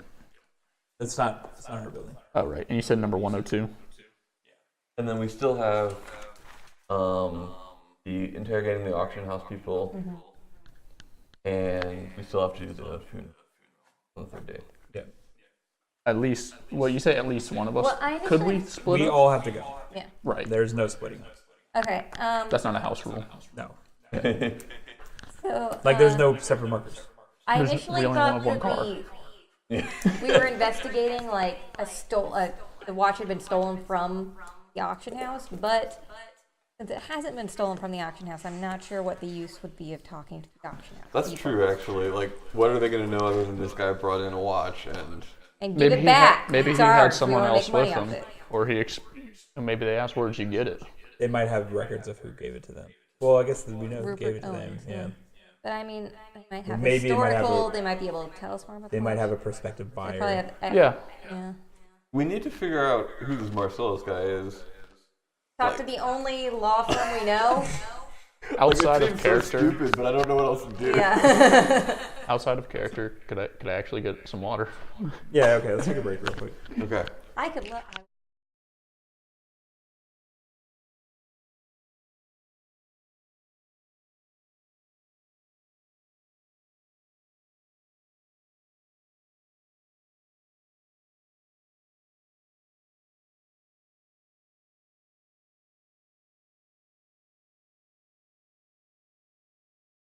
But I don't see like a perforation or anything. It like guides itself. All right, guys, we're back. I think I hope he charged. It's not showing anything though. I think Maybe you I had a fixed crush on the you, which is why you kept talking to us. I fixed the echo. Oh, I really? think. Which makes me a little sad. Did you play around with the sensitivities? No, it's more like the camera over there is picking one up. Oh, okay. Oh no, actually, it's probably this camera. This camera was picking us up. Oh, you just turned it off. Yeah, because I forgot it was on. Like it shouldn't have existed with volume. Good job. Yep. So that Sorry, happened. Sarah Bear. She already left us. Oh my god. No more big oof. Test. All right. So let's go. So all right, chat. Wait, We had a bit of an extended break because as detectives and as we're reading the story, we realized we needed to get in character more. Like that? And we all went on Do this. some Dunkin' Donuts run here. So we all have coffee now. So we're more true to the Yeah, story. we're ready to This go. doesn't And like fold up. I know. Does it? Look, like it's supposed to stick in that thing, but it doesn't. That is so upsetting. I did something. No, it looks like it should. But it doesn't fit. Yeah. this is why you get the large because it totally works as intended. The build quality of the large is just far superior. It's that extra $1. You're Anyway. not paying for the coffee. You're paying for the cup. Yeah. The cup lid. Oh, I figured it out. You have to press that part in the front. But mine isn't still. Oh, that part into that? Yeah. Hold on. I'm gonna. You're like taking the whole thing off, but you Yeah. got it. There we go. Yeah. Now I can reapply the lid. Yeah. What was We that? figured it out. We solved it. Yes. The case is closed. All right, so Back to less important matters. we got Will here with his donuts too, so that's like extra thematic. One of them was free, although it looks like now all of them were free. Boom. All right, It was so like a $13 order. So we're starting a new day. It's 8:00 in the morning on day 2, which we're assuming is Tuesday, because what other day would it be, right? It's Tuesday. Yeah, naturally. Okay, so it's on Tuesday. If we figure out what year it is, we can figure out the date and then back calculate it to Right. the exact day. Okay. All right, Sure detective work. so we said we were gonna do some leads that we were gonna talk to the lawyer, right? I guess so. I feel like was there a third one? Why did I only write down 2? the interrogate the auction house is the third one. Because that was from day 1. Yeah. That carried over. And we have the funeral for day 3. But yeah, it's the lawyers, the lab evidence for the watch in the box, and the auction house interrogation. Okay. What do you guys think?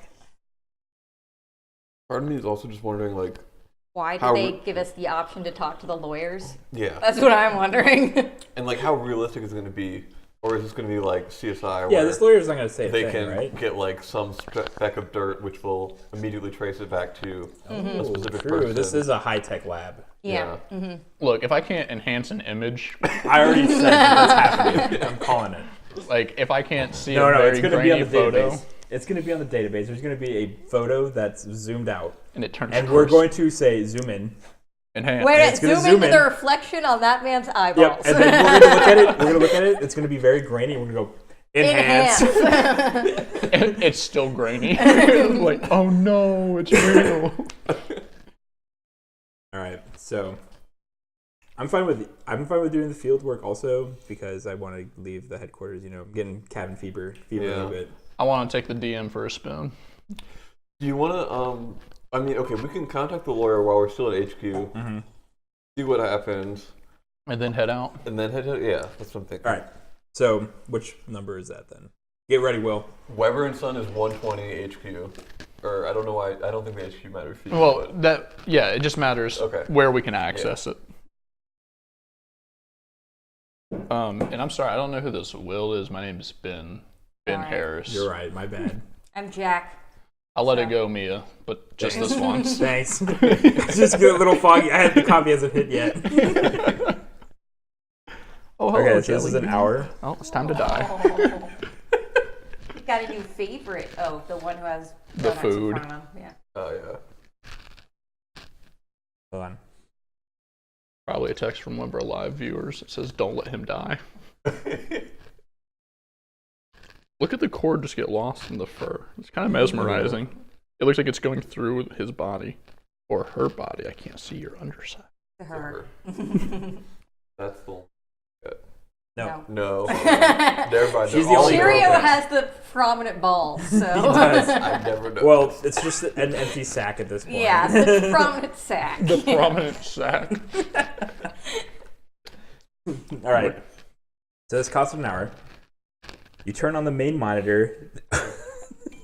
The details in this are so dumb.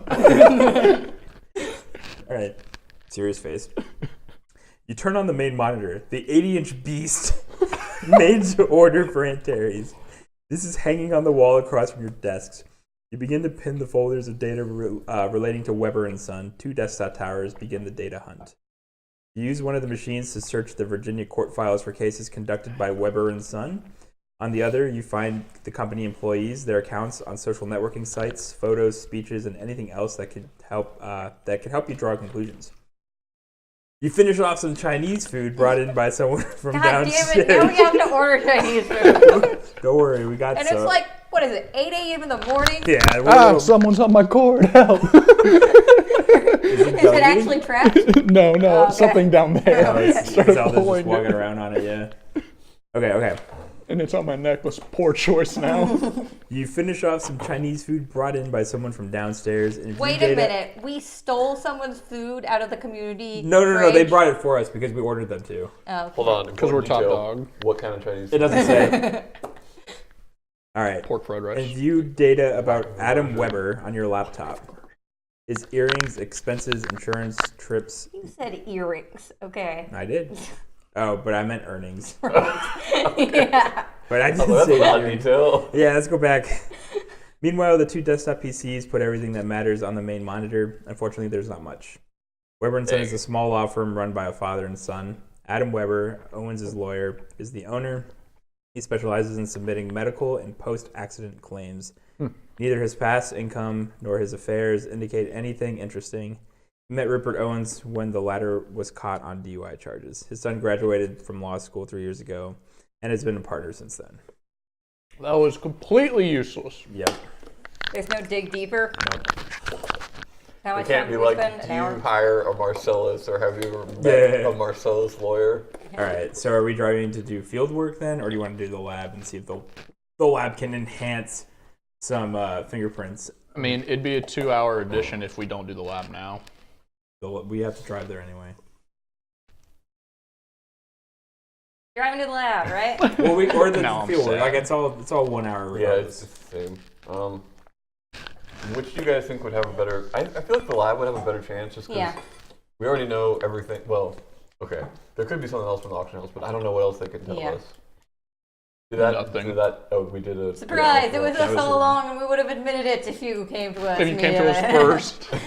Worst case ever. All right, let's do lab. Okay. All right. Worry, can you be the DM driver? I need some DM sound driver. effects. All right, that took an hour. Thank you.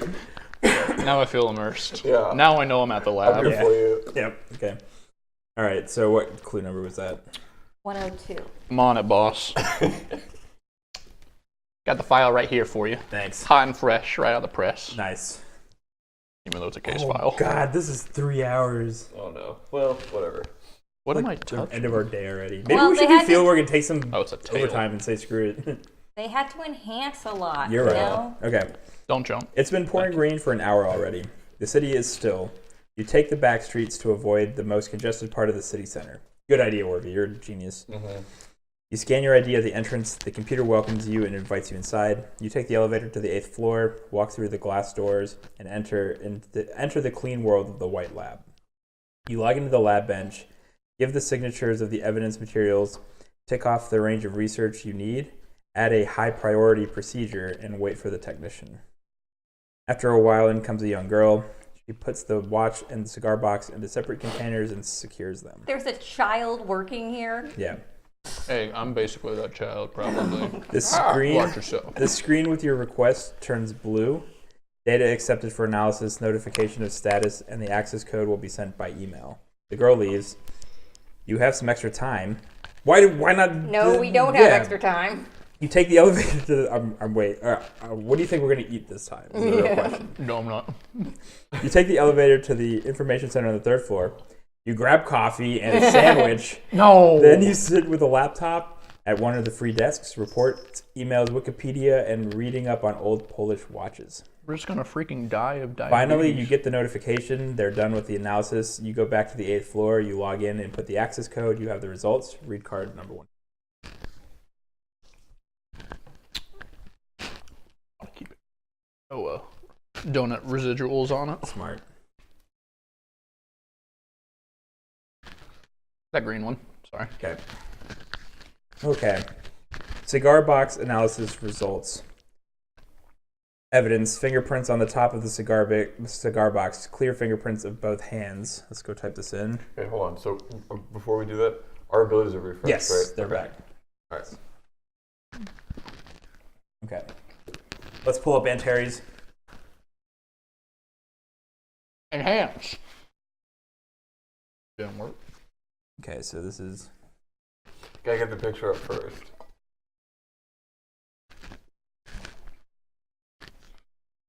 All right. Signature. I have a feeling it's just gonna tell us that the guy we know had the watch. Had the watch. What if it comes back and says something wild? Like he didn't have the watch? It Yeah. was you. You had the watch. Yeah, Chris Stone. Stone, whose name I knew because we've been working on this case for at least a day. Yeah. We've been working together for Fingerprints. like 10 years now. No, we're a new We're all firm. newbies. Oh, I we mean- just met. Never mind. But didn't the guy who Calm founded down, it Jack. die already? Don't tear into him yet. Yeah. We'll yeah. let the evidence do the talking. The guy who founded this place. Michael Slater, Yeah. All right, let's see what we got, guys. my Here we close go. personal friend. He died for this. He died so you could be a dirtbag. Pretty suspicious that we all started working here right after he died. Shh, that's the big twist at the end. Oh man, it's a meta plot. That would be What does that mean, intense. 11 out of 12? If we're all like I don't know. Murder on the Orient Express thing, this Michael Slater guy. Did you see anything on the rulebook? Mia? Or do you want to go by Maya? What happened if you hit match on those two? Right.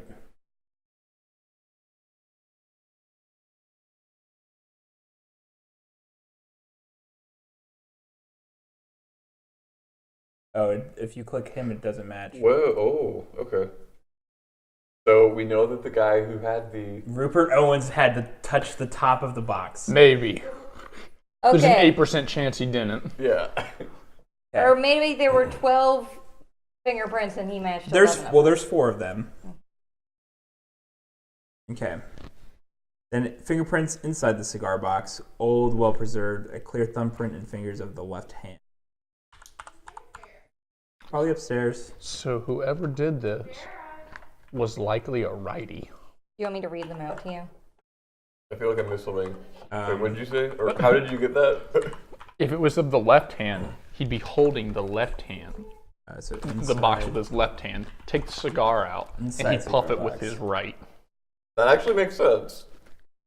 Thank Okay, you. he matches That's these like- two. That's good, the pretty good. dad. We matched the Ooh, dad. the dad had the inside of the box. Okay. Which is what that corroborates the story, the son's story. I'm so confused at how this works. No, I get it. Oh, I see. Okay. So both the dad and the It's the son- top one is being matched to the other three. other three. And if you think that there's a link to it, you can click on that one, and it shows you all the ones that it's matched to throughout. Yeah, so the active database. one right here, so Rupert Owens, he's 11 out of 12 of them for the top of the box. But if we click Marcus Owens, he's 11 and 12 of the inside of the box. Okay. So, okay. Okay, so then we have more. This one is I'm so sorry. a sample of soil from the cigar box. It contains particles of chernosum with elements of peat enriched with chemical agents for plant breeding. Pete! Sounds like fertilizer. Chris, it's Pete. I know, your favorite, right? That's what I've been going to Minnesota To get Pete. to work with a client who works with Pete. I'm putting this down as work time. So, why is my caps lock kicking off? Have you gone when since the polar vortex stuff happened? Not since, no. The last time I went So was that's just a sample. Nothing there for now. first week. in Then January, fingerprints second week in inside the January. cigar box, old, numerous, but partially worn off. There's some more. So the samples of soil don't match anything as of Not now? right now. The right-handed thing. Yeah. I could be very wrong because now that I think about it, if I wanted to light something, I'd use my left hand, my dominant hand. So I'd hold the cigar with my non-dominant hand. Okay, so But then I go back to puffing with my dominant. these fingerprints, there's one of the 12 match Marcus Owens and the same as the fingerprints inside the box. I don't know how relevant it Oh my gosh, that's actually kind of interesting. is. So the thing I'm bringing up now is Kurt Woodholtz had paresis of his left hand due to shrapnel. Mm-hmm. So I don't know. He was saying that the guy was left-handed. I think you're saying the guy was right-handed. Oh, okay. Well, either way, he probably if paresis is a condition of muscular weakness caused by nerve This guy damage. was murdered during a robbery. Yeah. Probably working with Marcus Owens. Wait, what was his age? Hold on. Bless you. You're welcome. Okay, so yeah, it's just a condition of muscular weakness. So it might have been hard for him to hold the box with his left hand. Yeah. I mean, either way, I would think he would likely have used his right hand more. Yeah, good talk. Alright. Click on Horatio Dawson. Maybe there will be a link to look at his fingerprints to add it to that. I'm going to in a second. Where did these new ones that I just added? YU345. Is that It's right there. You're looking at it. It's inside the cigar box, and it's matching. Wait, I want to say partially worn. Figured out why my caps lock was. Horatio Dawson. Oh, wait, I said, wait. Okay. Can you go back to his Yeah. file? All right, so he was he died, or he was born March 12th, 1925. Murdered during a robbery. He was killed June 14th, 1967.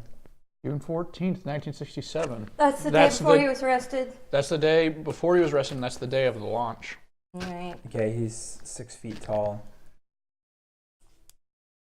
Criminal Okay, so it's record. not alright. He has it's not an that guy. irregular scarring under the shoulder blade. Scar across on the neck from a cut. and a military tattoo on the right shoulder. A pyramid with a motto, 7 steps to hell. He's Illuminati. I already figured it out. Don't have to click on it or anything. 7 steps to hell you can look up. I'm on it. But it's a pyramid, so we know he's Illuminati. You so never there's no, know. He could be like an ancient Whatever alien. this guy is, Colonel Samuel J. Brown. Yeah, okay, he was arrested April 12th, 1967. Wait, did you say to heaven or to hell? To hell. Okay, well, there is to heaven, and that's an album. Maybe we don't want that garbage. Pyramid of Power. That just looks... Just their emblem. Where did I write that? Oh, wait. Notable commanders. George Patton. Huh. Oh, wait. Oh, that's the 7th United States Army. What's the, okay, 1967, MI 0624. That's the same thing we already have written down. The police file from Oh, Owen's so he was dad. involved in the same robbery then. Oh yeah, I forgot we have the number 105 we can look at for robbery info at Richmond Police Station. Oh, yeah, okay. I forgot about that stuff. That actually would potentially also be helpful. Hey, we can look at This the has been personal good though file so of Samuel Brown. We will. Hold I on. know. The 7 Steps to Hell is an unofficial tab used in Germany as a badge of honor under the 7th Pyramid of Power patch. Is it a Nazi thing or 6 I stars? mean, he was born in Texas. Yeah, but I mean, Wait, scroll back up just so I can read it. A pyramid with a motto, 7 Steps to Hell. Oh, and 6 stars. I think that's just like a patch. Yeah. Is all. he would have. I mean, he would have been old enough to be in World War II. He's just with the was 7th born in United the States 30s. Army. That's all. Okay, anyway, let's keep going then. Got it. All right, so he was arrested April 12th, 1967 for an assault on the retired Colonel Samuel J. Brown. He was released due to charges being dropped. And he was murdered during a robbery. Same one that that dude's dad was. Okay, he is an 11.5 shoe size. He's 181 pounds. Lightweight. We can, okay, so write these further leads that we can do. I'll put like a star by them so we can make sure we... This is my leads page. Okay. Get the incident data on the robbery. So that's the thing we already have. Number 105, Richmond Police Department. 2 things are now pointing to that. Dawson's personal file from the official military personal files, the Department of Veteran Affairs, card 113 in headquarters. And then personal file is Samuel Brown. I'm going to click that now. Okay, so Samuel Brown. So this is the guy he assaulted. Or not robbed. He was, okay. Allegedly assaulted. He was born December 23rd, 1912. He died July 19th, 1985. He died to a car accident. Or Wasn't was there a it? car accident involved with shoot, what was his name? Our first guy that we were looking into. He The crashed son. into a fire hydrant. Cleared up. Probably unrelated. Okay, he has a scar on his right arm.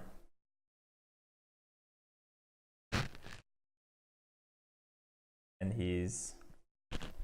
doesn't list his height. Medium height. Thanks.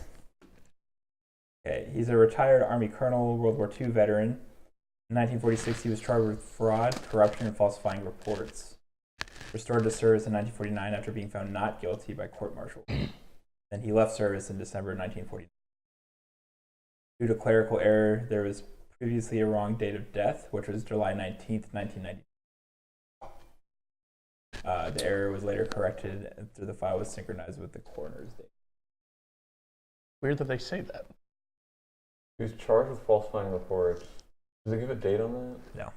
I bet he falsified his own death report. That's why there was that error. Well, I was thinking falsified reports as in like letting someone in that shouldn't have been let in because they bribed you. That would do it. Not any leads for this guy. There's not anything to do with any of this information. All right. Do we want to go to... Wait, we got to read card 107. And then we can use a technology token to make sure that's all of the prints. Is that the computer unlocking thing or the magnifying glass? It's the computer. I want to say it's probably not worth it. I would think it was. This has been really productive. It seems like. More like we're already out of day 2 already again. I mean, we can start dipping into OT, right? Because we only have 4 days, and we're at 0 stress. So stress is negative points at the end of the game. So you don't want stress. When you say negative point, like we can fail this mission. There's a test. That's like the final report. It's negative. It counts off your score. Oh, that's what you mean. And then we get fired because this was our first job. Yeah, and they'll say, you guys suck. And We then are not Bob paying you. will somehow show Oh, up. no, not Bob. Yeah. Anyway, let's do this one. We can always look at this later. So, okay. Wait. Because we The still number have. that was 105? Or wait, what was that? That was that you just- 126. No, 105 is the one at the PD that 2 things are now pointing. This to. is just part of this still. Okay. This This is the- isn't anything extra. This is the fingerprints on the watch. Because we haven't even looked at that yet. All right, that was all just the box. Yeah, so we're going to do the watch now. Okay. So, Yeah. That was really fast. A small coffee. I'm I have, working on it. Most of mine left. I've only gone through this much because I had the donuts. They were incredibly dry. Because it's the end of the day donuts. Yeah. the day donuts. Okay, this is on watch. Matching evidence. The gold watch belonged to Marcus Owens at some point. Thanks, Chief. It also matched great. one of the fingerprints from the worn off fingerprints in the cigar box. I mean, we kind of already knew that. Okay. Then this is on the watch. Fresh, a clear print of the right hand thumb and left index finger. It's me. I didn't handle it with gloves. Amateur. Man, I once watched an entire miniseries where, I'm going to spoil it for you, this blood they found turned out to be from one of the lab guys. Who, Oh, what the? A Band-Aid fell off. Here's that thing. Oh, I hit. Okay. So this is right still. This is Rupert Owens. So Rupert Owens touched the watch. Shocking. Good talk. This one has, okay, this is some fingerprints on the watch, old and damaged, faulty finger. Faulty? So I get to type in some. Possibly Horatio. Was his name right? Yeah, Horatio Dawson. Or Ignacy. I mean, that's also very possible. It's important that we remember to think about the victim. Or it could be, what's his name? Kurt? Whatever. Blue balls. What I've been thinking of him as. Okay, so Wow. it matched Horatio Dawson and fingerprints inside the cigar box. Why does it say 5 out of 5 for both? It's known, like it's only, we only have half part of, they're partial prints. Oh, okay. Okay, then fingerprints on the watch. Dial. When was Horatio Dawson around? Sounds like that would be very hard to match. What do you mean, when was he around? When does he fit into our timeline here? So he was March 12, 1925, June 14, 1967. I can look at. He was killed during the robbery and Right. But we don't know anything else. Our access got denied for this last one. Really? What? Notice your match inquiry has been registered and transmitted to the Department of Defense in accordance with Directive 170-06. We can dig deeper using the computer unlock Have to to. find more information about this directive. that definitely seems Okay, worth so it. this means we're going to do one of those things where we have turf wars with another agency. Yeah. Perfect. Yes. I think that's. Let's take a big sip and let's go. Guys, we need to stock up on It's coffee going for to be this one. Samuel because he's not really dead. Samuel's not dead. That's my. Okay, so we're using the computer unlock for this one. All right. 1078. So, Chris, you have to. I'm in. Right? Yeah. Well, no. This isn't hacking. This is just reading the directive. Wait. We want 107B. Oh, 107B. Oh wait, that's just the back of this card. Son of a gun. Okay, so we're good with that then? Mm-hmm. Yeah. Okay. Directive 170-06 or /06 is new to you. You do not know what it means. The identification attempt has been registered and transferred somewhere to the DoD. Apparently, you are meddling with intelligence affairs. This is the only explanation for the secrecy and restricted access of the fingerprints. You leave the white laboratory, take the elevator to the underground parking lot, and get in the car. What? You don't know if you want to chase after this to try to find out more about the mysterious directive. We do. You can always try another method to get the data. The military, Antares, and the police systems are all connected. Maybe a skilled specialist can bypass the blockade. Or it could possibly rub someone the wrong way. So further lead, follow the directive, card 101 headquarters. You gotta write it. No, I mean, like, this is something. Because we have to go to headquarters. It's a lead that we can follow. Yeah. This card's done. Okay, so we have 2 more headquarters leads, then Richmond, then fieldwork. Okay, so These 2 are crap. No, this is crap. This was actually good. the Richmond one I would do later because tomorrow, if we decide to go to the funeral, we can actually We're gonna go to the funeral. Something's gonna happen there. There's gonna be a drive-by. Well, regardless, we can start there. We start in the police department. Yeah. Perfect. Mm-hmm. I say we do the field work then, just to like branch out. Okay. Which one was the field work? The Auction house? The auction house. Right. It's probably gonna throw us into overtime, but because driving there is gonna take an hour. I'm fine with it. So If it takes Do we an hour have and to- then 2 hours for the interrogation, that seems okay. Do we have to go back to HQ to go to sleep? No, we don't have to do that. Cool. All right, so Worry, if you could please Make it so. escort us to the driving. Nice. All right, All we're there. I'm in. right, wait, I don't know what card that is. You guys have it written. I actually don't have the auction house number written. I actually don't either. I have it written on my On the mind map. Yeah, number 119. It's right there. Oh yeah. Field work. Oh, it's 3 hours. Did you That's move fine, us just- for the hour drive too? No, so we're in our first overtime. 1 hour of overtime isn't that bad. It's awful. Okay. It's the end. We're trying to solve a government crisis here. Right. It's a conspiracy, is what we're trying to solve. All right. Not worth my sleep. The auction house is relatively close. Although the radio has announced that all of Richmond is completely congested, you manage to avoid the traffic jams. The office is located in an old building. Once there, you find an elderly couple. They have been married for 50 years and in the same business the whole time. Mrs. Ying offers you cookies, while Mr. Ying pours everyone a shot of brandy. These dudes are ballers. Nice. That's some quality hospitality. Yep. They both came here from China as kids and earned everything they have on their own. Mr. Ying testifies that they offered Owens much more for the watch, provided that he would give them some time to get an expert opinion and find funds. The seller was not interested. He wanted money right away in cash. They gave him everything they had on hand. They notified the police themselves when they discovered what they came across. So we can spend we would need a dot bubble. We've got wild ones. Yeah, though. so we could spend a token to press them first. I just don't see anything useful they can tell us.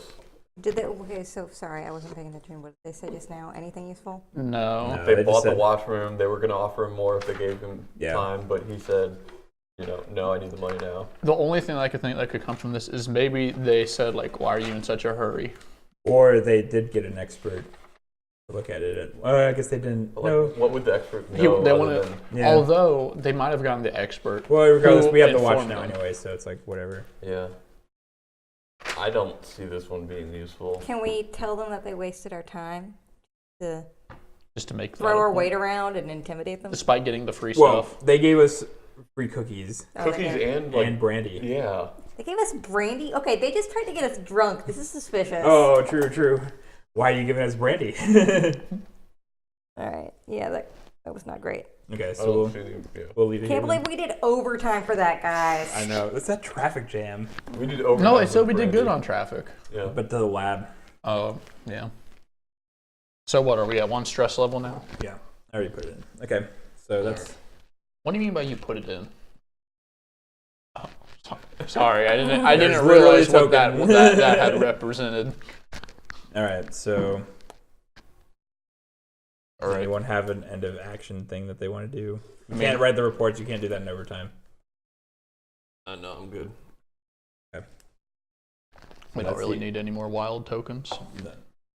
Well, is it free to do? No, it costs 2 stars. I don't think it's worth it for right now. Okay.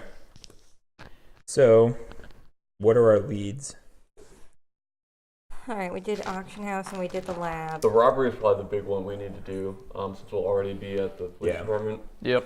And then after that, we can go back to HQ and look at Dawson's personnel file, and we can look into that directly. So wait, we'll already be at Richmond Police? Yeah, because we're That's at where the funeral. funeral That's where the is? funeral I mean, Okay. do we start there or we just... Okay. Yeah, it says, I will read what it says in there. Here. 8 o'clock a.m., day 3, put an additional token on day 3. If you decide to attend the funeral, you can start the day in the Richmond PD location. Awesome, perfect. But it'll probably give us some hours that like the hour or 2 that we have to spend at the funeral. Right. All right, so what's the number for the funeral? Okay, so it's card 134. What? You weren't ready. Is this some true. kind of joke? No, we don't tolerate slowness here. Ooh. She was fanning them out for you. Yep. That's called teamwork. Thanks, Jack. Don't ever overstep your boundaries again. I would like to point out that this file here has coffee stains on it. Perfect. Okay, 2 hours. Dang. I was hoping it would only be 1. Guy, Funerals it's a are pretty funeral. long. Come on. What, are you going to start? Can we hurry this up? Moving along, Rabbi. Look, I really don't have time for this. My boss told me I had to be here. We're newcomers anyway. We don't have any Never met significance this to guy. All right. You arrive at Richmond PD. In the parking lot, there are over 20 policemen and women wearing formal uniforms with umbrellas in their hands. Within the next few minutes, even more cars arrive, until finally everyone gets into the cars and the procession heads to the cemetery. The grim weather and the nasty drizzle are a fitting backdrop for the ceremony. You park at a distance and stand in the back, watching in solemn silence. After it's finished, you talk to several policemen, jumping from topic to topic. The investigation of Slater's hit and run has slumped. The late Slater's wife is a tough woman. After all, she's been the wife of a police investigator all of her life. Slater was retired for 30 years, but he often stopped by the precinct.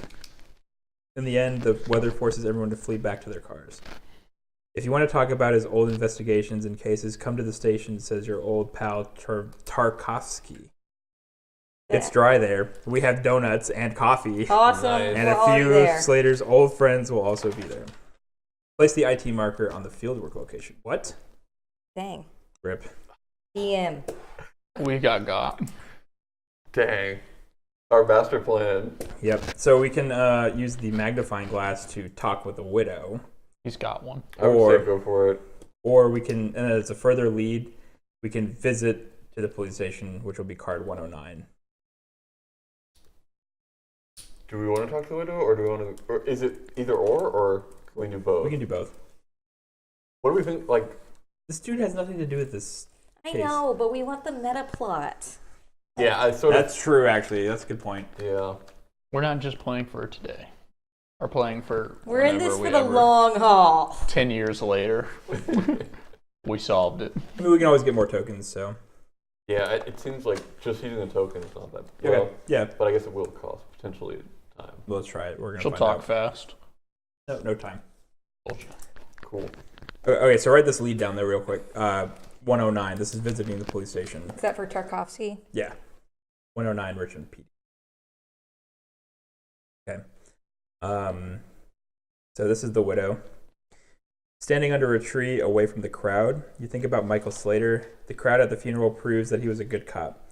Even though he was retired for quite some time, he was still in touch with his precinct. The ceremony is brief but a bit pompous, as befits a cop's funeral. After the funeral, you follow the widow's car. Along the way, you consider what you should do, whether you should disturb her right after the funeral. When you finally drive up to her house, you decide against it. You will come back, you note the address.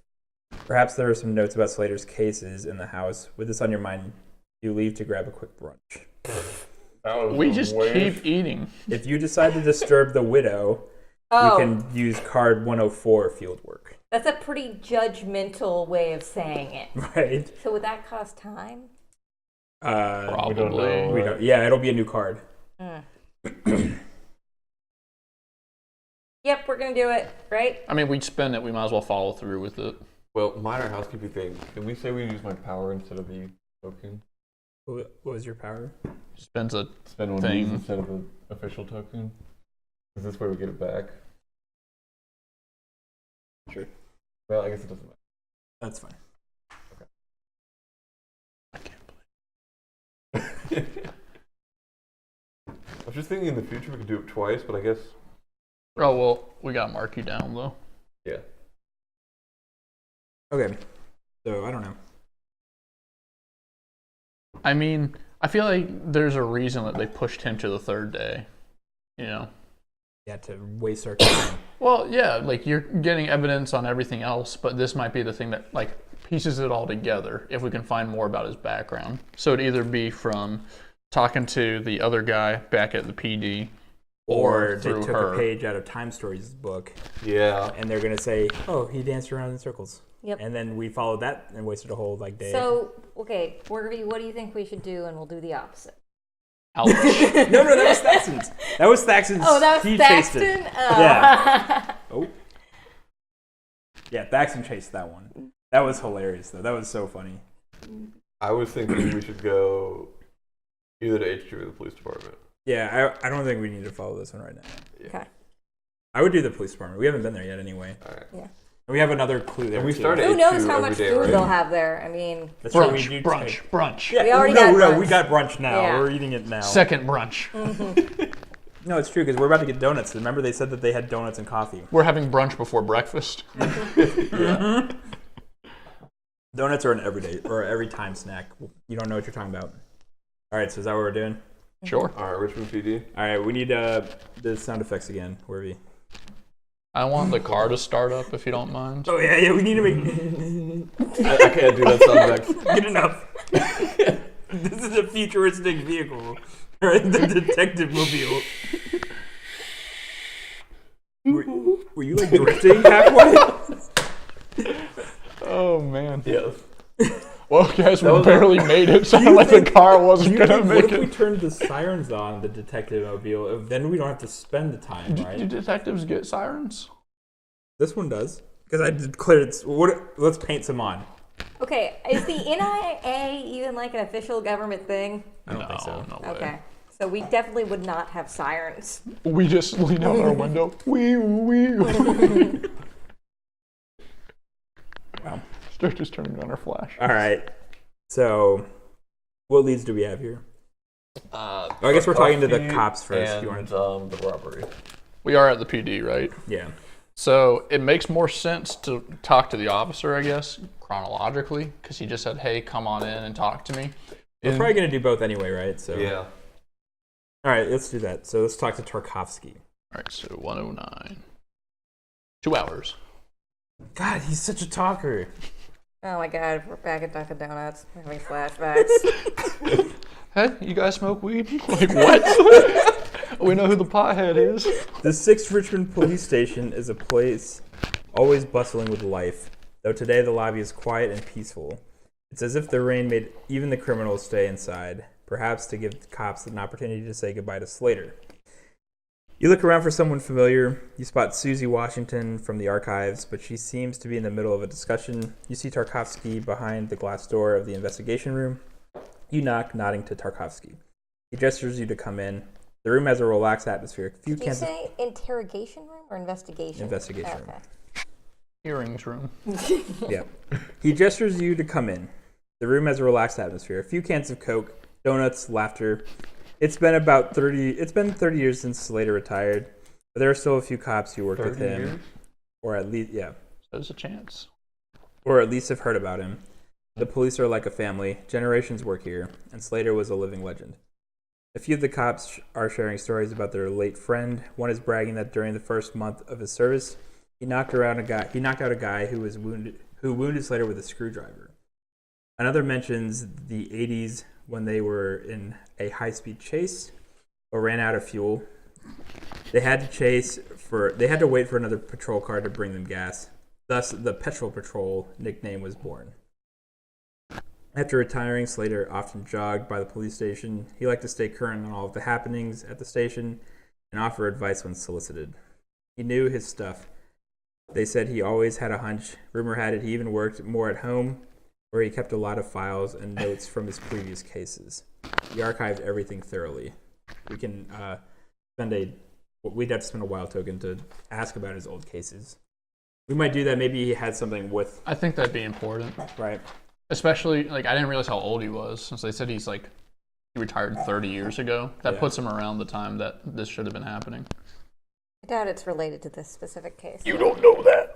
I don't think this will cost time either. I think it'll just cost And we have, we can use her wild token, right? I mean, we have it, or it's already on there.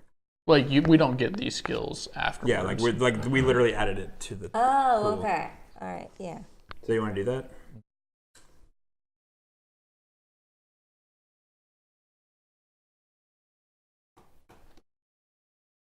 Among the cops, you spot an older guy who looks less cheerful than the others. You ask Sarkowski about him. That's Jack Rivers, Slater's old pal, his first partner. They worked in homicide together in the 60s. You What was his decide name? Jack? Jack Rivers. Jack Rivers. Great name. Jack. You decide to ask Rivers about Slater. I agree. Yes, Michael was a good guy, the type of cop that everyone respects. Even the young people who thought they knew everything. He had something in him. A kind of calmness and precision. He wasn't knowledgeable about new technology, but nobody teased him about it. People knew that even without tech, he would find out more than the others. He often took work home with him, working overtime. It was his life. A pencil, a notebook, and work around the clock. Even if the case was a no-brainer, he dug deeper. I remember that in the late 60s, we worked on the murder case of some florist. The top was pressing us to close that case as fast as possible, and Mike was running around pissed all week that they wouldn't let him do his job. I told him to let it go, but he never listened. I don't know what happened next. They transferred me shortly after. After half an hour of hanging out with the cops... So was a florist a murder? In the late 60s. Yeah. Murder case of Forrest. Yeah. Which puts us around right year. After half an hour of hanging out with the cops, reminiscing about Slater, you no longer have any doubts. The guy kept case files at his home. The pencil and notebook he was always writing We've been in told were that mentioned many several times. times. Yeah. But do you want to Should've talked to disturb the widow. Slater's widow? The same 104 card is on here also. Okay, multiple people have now told me that he kept files at his house. Look, So the fact that it keeps coming up. I told you we should have it talked. might be true. No, that actually makes me think it's going to be a dead end. Because, that's why we kept following that one thing. Because you're like, oh, they're really hammering this thing home. And we kept following it. And But this is like mission 1. That was also a mission 1 of it. It's a different game, though. It might not be as much of jerks as... Do we have to do it right Never now? know. No. Okay, let's do Dawson's file now. Okay, we can just add that as a new lead then, right? Yes. Which I am still on board to do. Well, it's still 104. Like it's the Man, same. I didn't leave enough room in this list. We can do this from wherever, or just Field from work. Richmond It's PD? field work. Oh, field work. Okay. All right, so yeah, let's definitely do Dawson's file, or no, the robbery first. Someone have a sheet of paper that they're using just to list leads on it? Yeah. Okay. That's Roughly, what yes. both of us Mine, did, right? I started doing it, but I'm going to stop because I messed it up. All right, go for it. Which one? The 105 Richmond PD? Right. 3 hours. That puts us at the end. All right. Flop one day.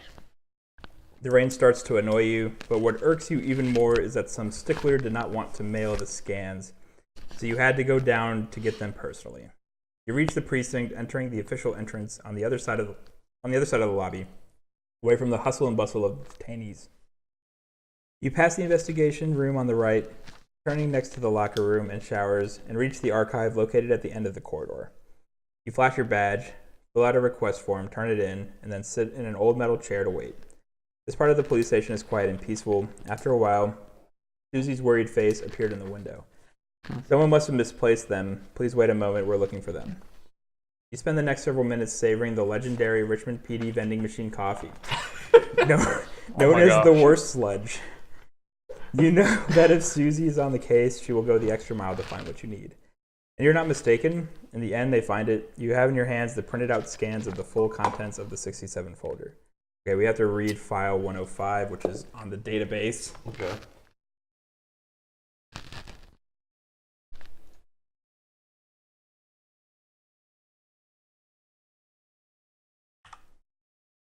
I wonder what an actual detective would think of playing this game. Oh my god, you gotta be freaking kidding me. Look under the insert of your detective game box. There you will find a couple of additional handouts. Please open and read only the one titled File 1. It should include a case file and an attachment with the plans of the building. Why didn't you just tell us to do that first? Because Science. they have to make us use the website. Yeah.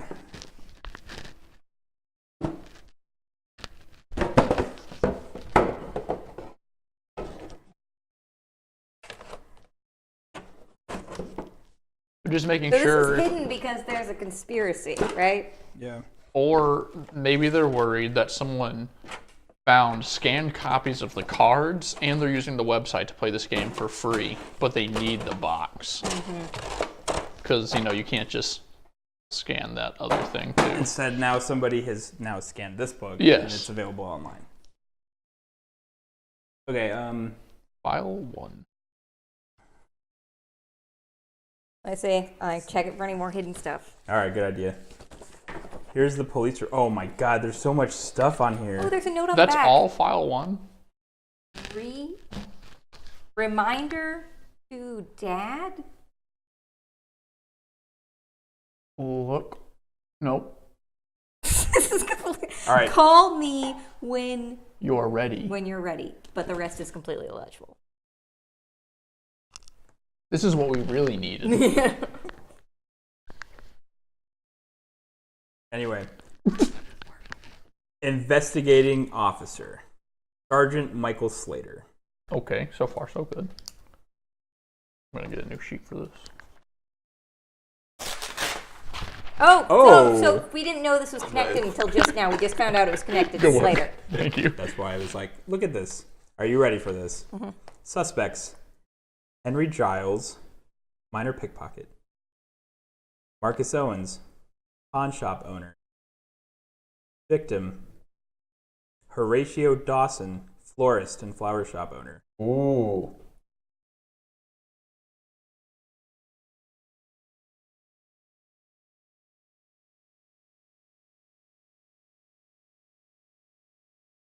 So we have It's all connected. What was the Marcus Owens thing? The other guy was a pawn shop minor. owner Pawn shop owner, right? yeah. and like thief or Henry Giles was alcoholic. a minor pickpocket. Right.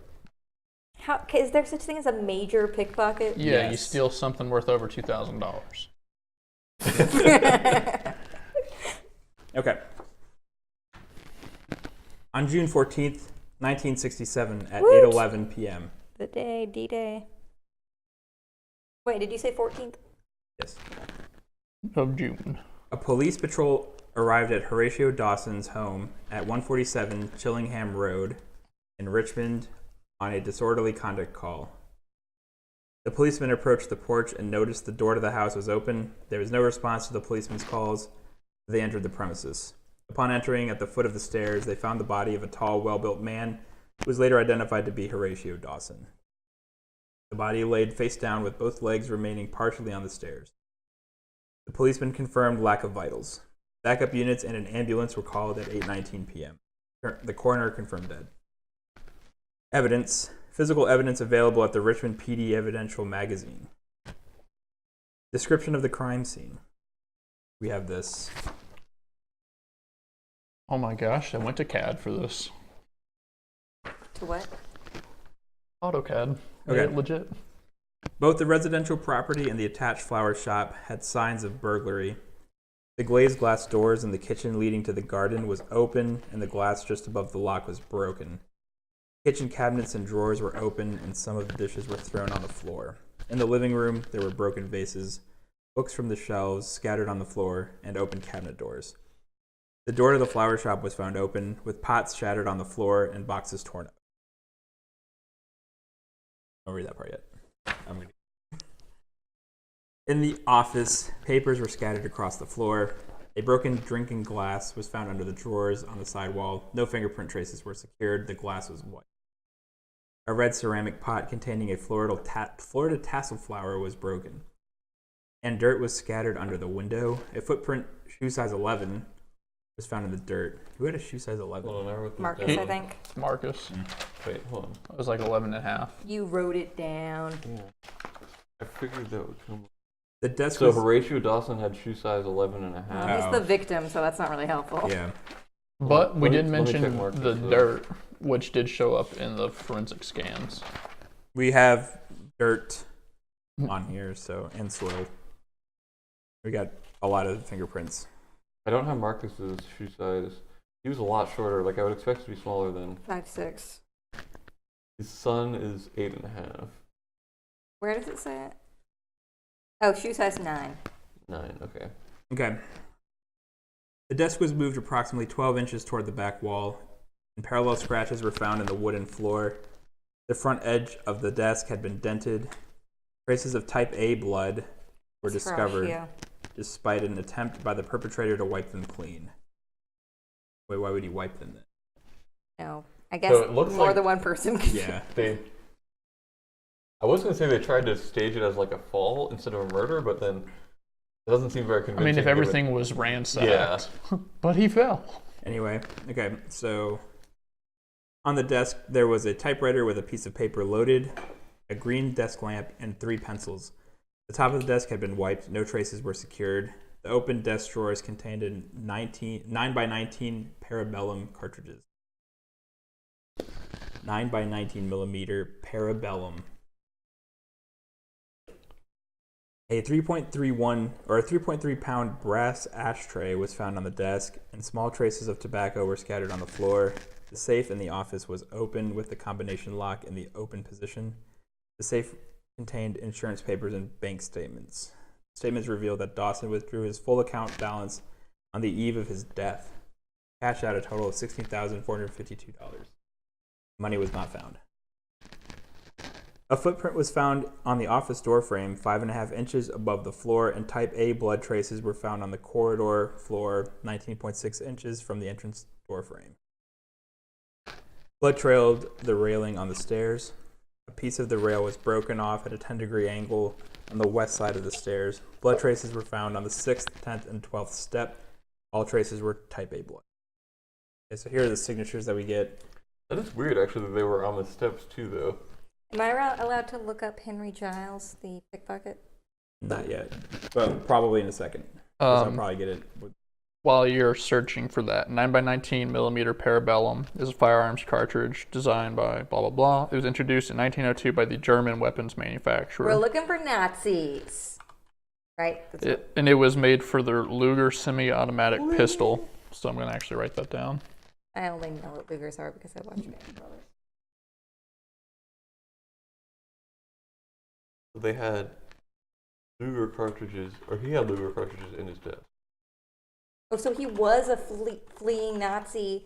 Name's Horatio because he went to South America. Yeah, It's a Hispanic maybe, name, right? yeah. But he used the last name Dawson because he's an idiot.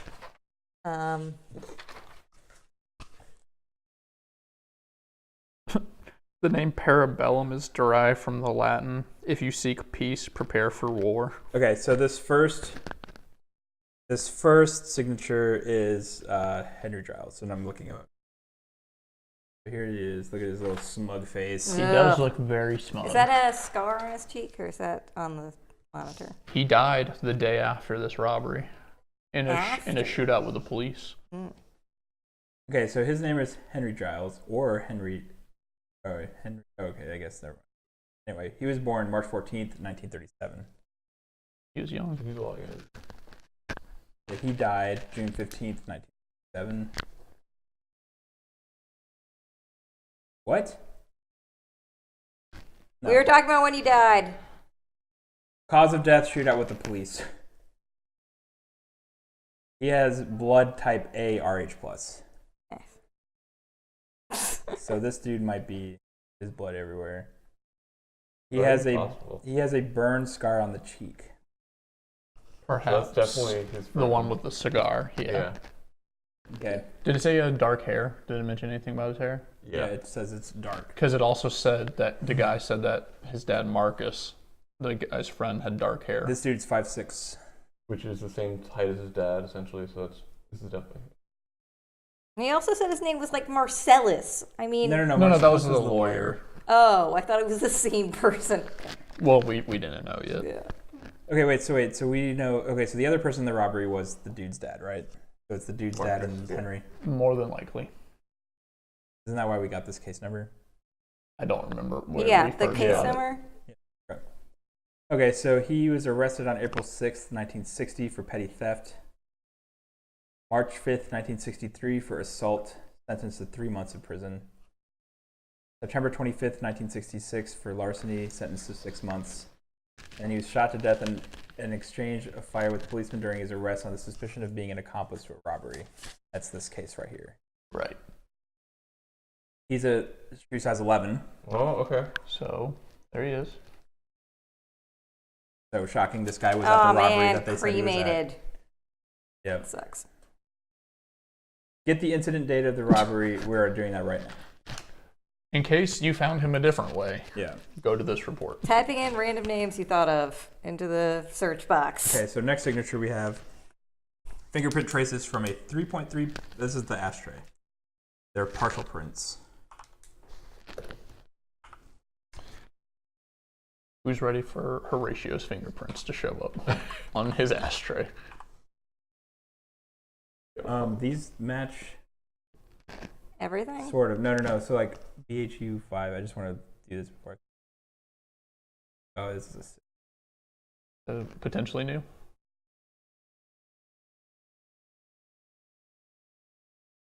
okay. So it partially matches the cigar box and Horatio Dawson. But we So- already knew Horatio messed with it. Well, we already figured. Yeah. His house. No. Yeah. Yeah, he's the victim, yeah. But they're the same percentages as the ones on the cigar box. Right. So, and on the watch. So he had the cigar box. Basically, Horatio had the cigar box. He's the one that came over with it, we think. Oh, I bet That's the he's, guess. what's his name's secret son or something. Maybe. I I mean, feel like honestly, there it should be a might be. twist like that. Marcus stole it, then yeah. So we just need to figure out where Horatio got it from now at this point. That's what I'm saying. Yeah. I'm saying Kurt Blue whatever. Blue balls, as you refer to Kurt him. Blue Balls is with a Z. Blue Balls with a Z. Blue balls. Yeah, is his secret father. He gave it to him. He escaped. Mm-hmm. Okay, so there's a second set of fingerprints that were only partials as well on the ashtray. They match Horatio Dawson. Oh no, they match in the house and on the box. So and it looks like and Marcus Owens has one partial to it. So Marcus Owens was Probably the other the person other robbing person. the house. Which we pretty much assumed already. That was like solid fact. Oh, okay. That's how we looked That's it how up. we found. That's how we got this Right. initially. Right. It was in his case file. Okay. Then we got some material signatures. These are the dirt. Okay, so this is dirt from the ceramic pot containing a footprint. And we're hoping it matches the dirt that we found in the cigar box. I hope that our end report doesn't require us to list all the evidence that links it, Oh, because I don't know that I've been keeping enough. At track some for point, that. the cigar box was stored in Horatio Dawson's house. This proves a connection between Dawson and the cigar. We already had that. But it did match that. I think it's important though for the game for it to make that conclusion. Yeah, it probably is. It as probably in is. like, Okay, then there was some more soil sample in the ceramic pot. So this is 8.6. this is still the end of day 3, right? Just a long end. Yeah. Yeah. Okay. No one said it's the end. We're We not work just sitting overtime. around eating and waiting for We have reports to eaten finish. so much. Okay, this didn't match anything. Really. What was it? This is other soil sample. It didn't match the Anything. soil in the cigar box, which doesn't necessarily mean Well, we already anything. matched Yeah. that. So. Okay, then we have the victim's fingerprints found all over the place.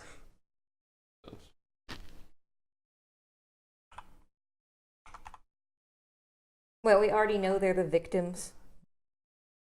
Are we the National Investigation Association? That NIA? Mm-hmm. Yeah, we're NIA. I was asking Look that's at what it your own stands for. badge. I was Oh. wondering what it stood for. Oh, okay. Okay, so that's all of these. Then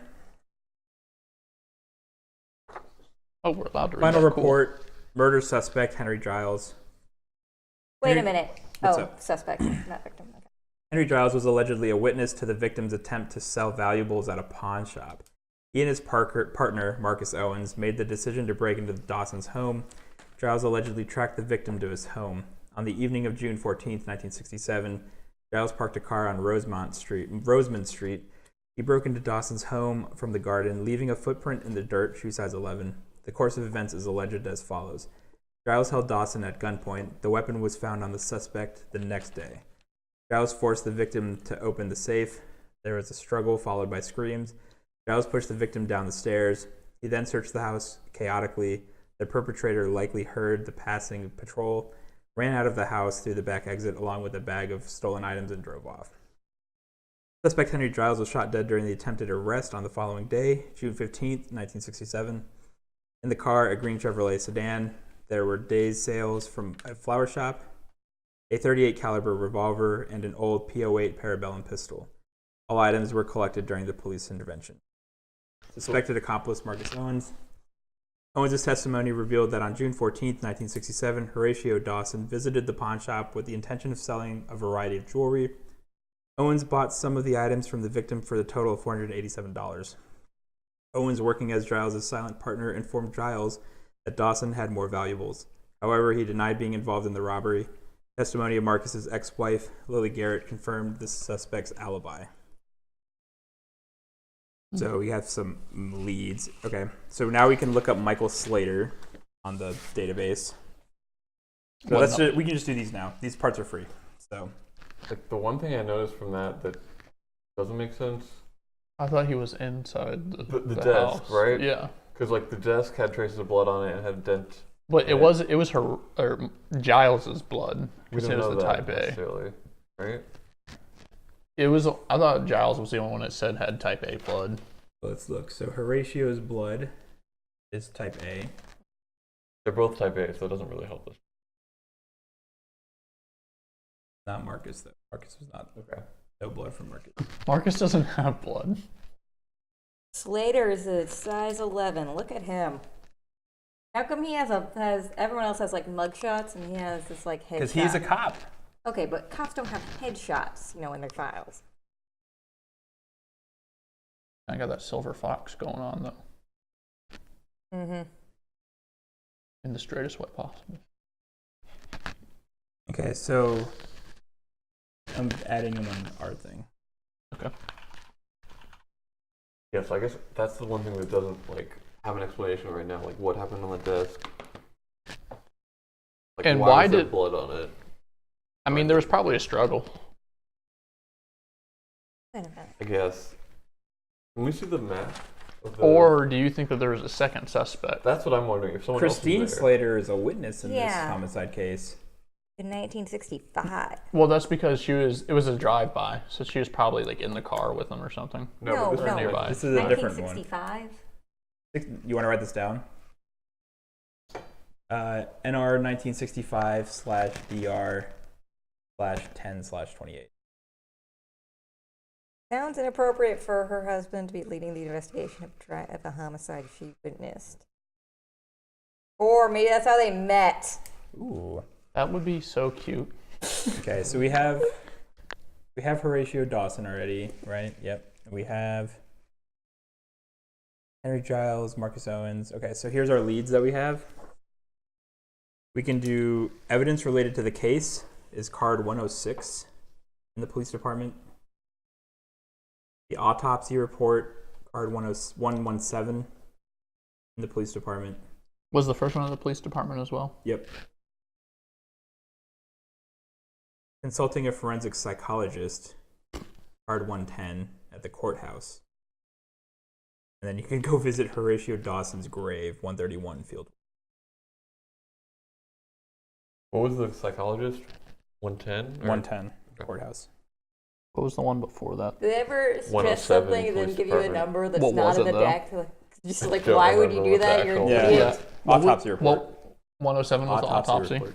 Okay, thank you. 117. 117. Okay, so that's this whole thing. Oh my I'm so God. sorry. My bad. Now we get to add 1 star token to the pool. Boom. Okay. So And while we're still doing this, we can also spend a file cabinet to compare the scans with the original. What scan? Oh, in case they're The modified? fingerprint scans, I think. Oh. That actually, so he was Wasn't he the one? Michael Slater was one who's allegedly tampering with case files. No. No, he's the funeral guy. He's the dead dude. Yeah, but he was the one leading the investigation. Sam, yeah. Who was the Samuel one- was the guy who was charged with Oh, Samuel Gold. Okay. Samuel Or Samuel Brown. who? I have it written. Oh yeah, somewhere. Samuel Brown.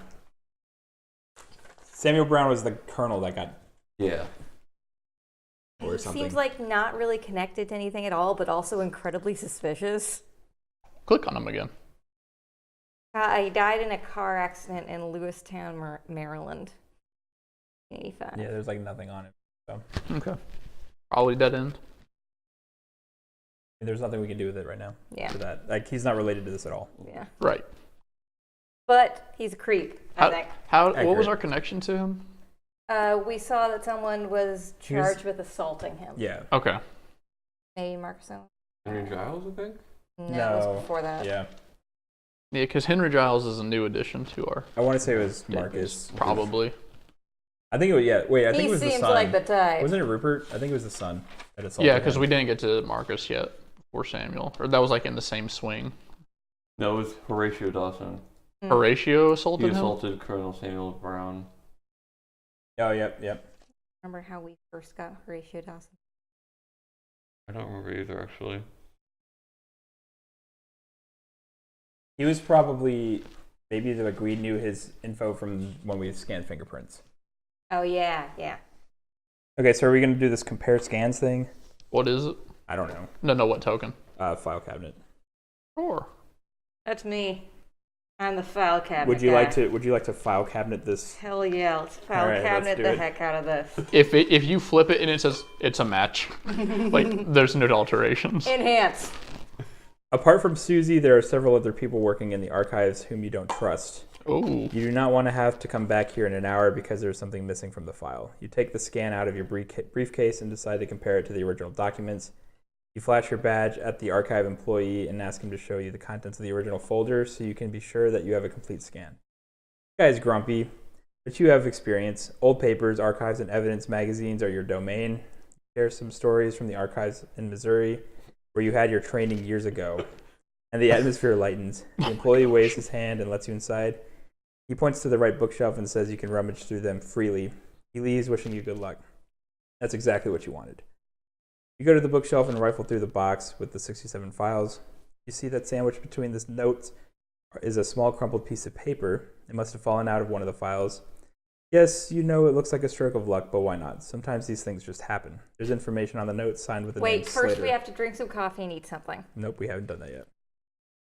In the this is from Slater. In the investigation, the fingerprints of Henrietta Marcos Ooh. and her 2 children were omitted. Henrietta was a neighbor and housekeeper. The prints of her and her children, mainly her son Andrew, were practically all over the house.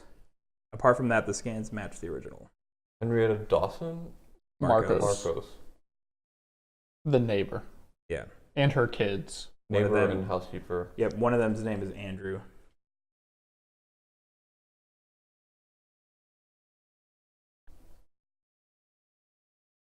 You said one of the sons is Andrew.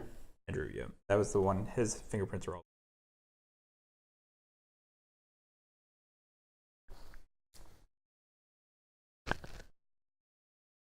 Okay. Do we want to spend overtime and do any leads that are still at the police? I would say no, because we can always go into OT if we need to on our final day. But we'd have to drive. We still have the evidence in the autopsy at the police department we could look at.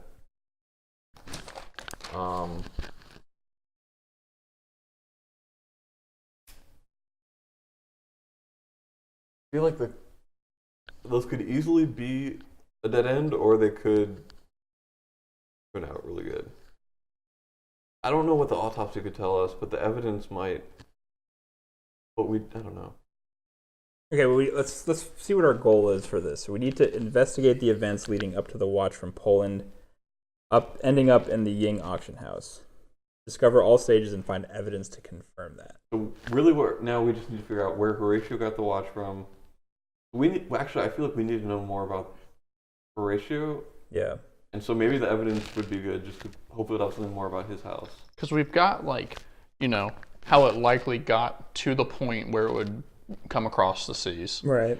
And we have how it got from Horatio to the auction house, like, on lock. Wait, let's It's just look at that little Michelle's idea here, where Horatio is this loot holes fellow, and he changed his name. We're gonna compare their stats. Well, no, that's Okay, not, no, my idea was that he was his son. Yeah. Okay, He can't be him because he was born like. True. What if this pocket watch has magical What properties happened to keep to you this young? camera? It's true. I did not consider it. Oh, you figure that out. Okay, why do we even need that? I know. I'm gonna just turn it off. I don't know what happened. It's probably the camera probably died or something. Oh, I'm sorry, Jelly Bean. I got you. Yep, it's dead. Horatio Dawson. There's a size 11.5. Let's see. Eyes are brown, hair is gray. So he was only 42 when he died. I mean, to be fair, actually, He was born in 1925. and this guy was born in 1911, so like that's not impossible that he would falsify, but like, why would he do it to that extent? Mm-hmm. Why not just say he was born in like 1917 or something? You know. All right, I'm downloading both of their pictures so I can more easily compare them. Jelly Bean. Here. Oh, that's true. There's pictures of them, so it's like got that plastic surgery. You know, took 10 years off. You want to help. She's saying, yes, I think you're right. I think the Nazi disguised himself. I kind of think we should go ahead and go into overtime and look at least the Ratio evidence. stuff. Yeah. Yeah. I don't think. Well, actually, okay, maybe the autopsy could help us.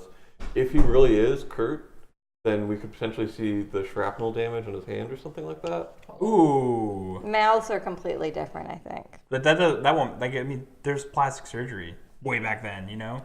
Okay. I like that idea. You guys can look at. Okay, just go like this. If you keep scrolling, you'll find some weird stuff. So, just letting you know. Appreciate the honesty.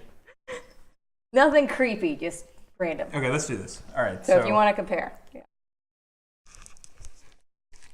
So are we doing the They autopsy? look Yeah. pretty similar. Yeah. I know. I actually like that idea because it'll say like if there's like if the shrapnel damage and stuff.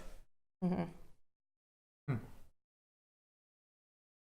I don't know. Yeah, I mean, do you think the evidence or the autopsy or both? I don't think we'll have time. Or if he had a tattoo, because this guy supposedly had a tattoo. The tattoo could even mean that they were in the same organization, even if they're not in the same. Yeah, let's just do the autopsy. I think that one will be better. Okay. I don't know if we'll have enough stress to do both because we might need to go into overtime tomorrow. Yeah. So is it every hour of overtime you get an extra stress? Yes. Starts 7 hours for the autopsy. Well, good game. All right. We tried. So which number is that? 117. Go for it.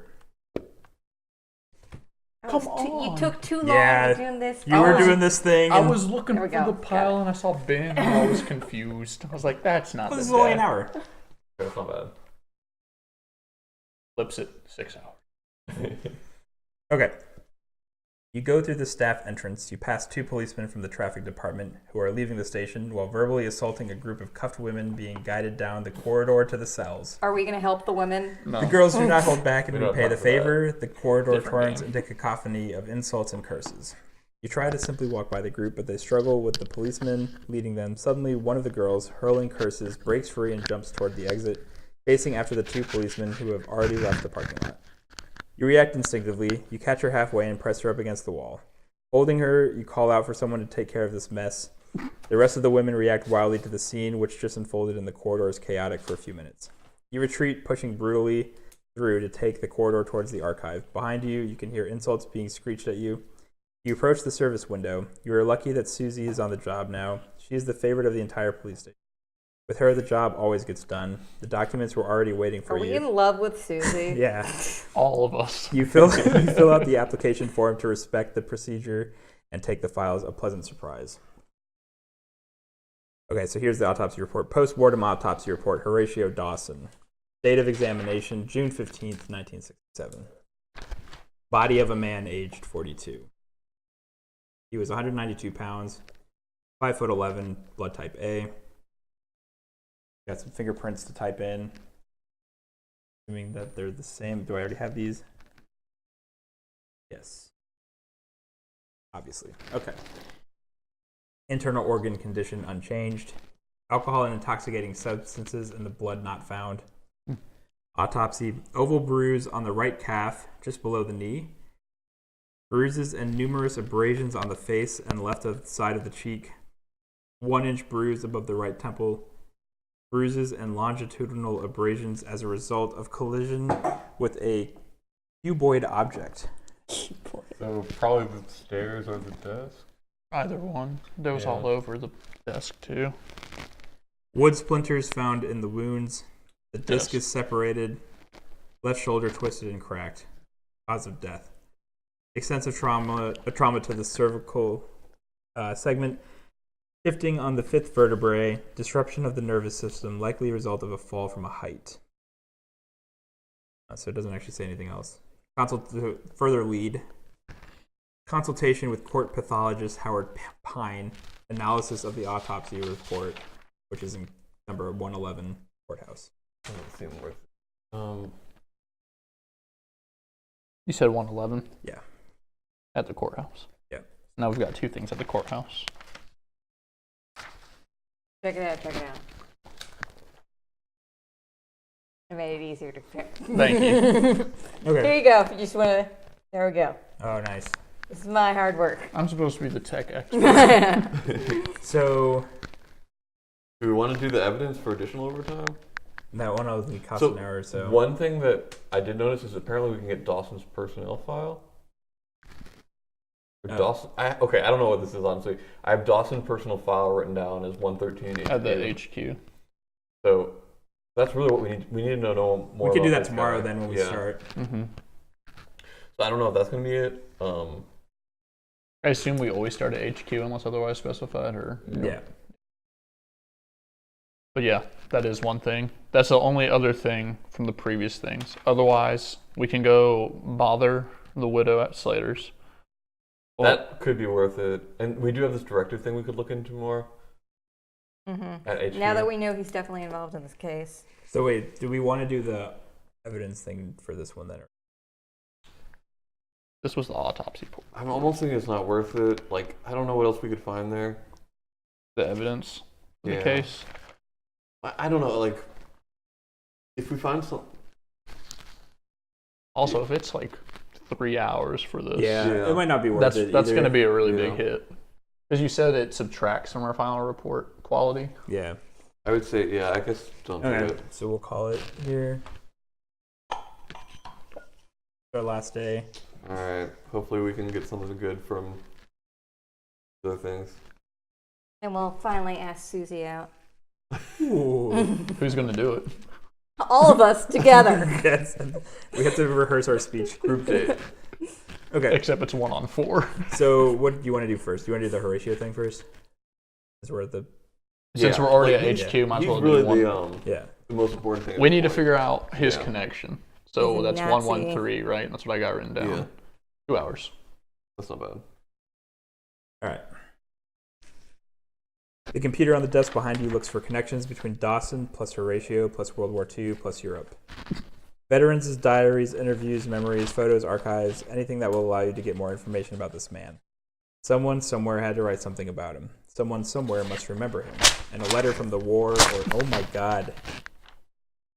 So loud. Let's not do that anymore. I just want to rip. Because it's going to pick up on the mic and it's going to sound terrible. Okay. In a letter from the war or an interview, somewhere for sure. On the monitor, subsequent documents flash, download, get analyzed, and rejected. The computer on the right analyzes information about military tattoos and the expression 7 stops to hell. The images flash one by one on the monitor. It took you a few minutes to set up filters that would discard the results with prison tattoos. Without those filters, it would take weeks to sort through them. While these two behemoths are running down this information superhighway,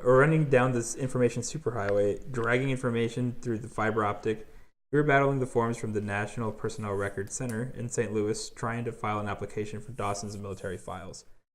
Finally, you give up, pick up the phone, and make a call. A nice lady promises to take care of it personally. 10 minutes later, you receive your answer by email.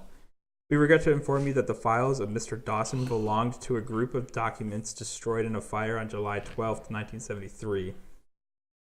All that is left is the following data: a catalog card from the inventory sheet. Regarding the conduct of the service, we do not have any information, although it can be concluded from the number of distinctions that it was exemplary. So this is the file we have. It says that this dude was in the U.S. Army. Who is this guy? Okay, this is Horatio, Okay. James Dawson. Birth, March 12, 1925, White Springs, Texas. Death, June 14, 1967, Richmond, Virginia. From January 1943 to November 1945, U.S. Army conscript. From 1946 to 1955, located in Fort Lee, training the U.S. Army Quartermaster's Corps.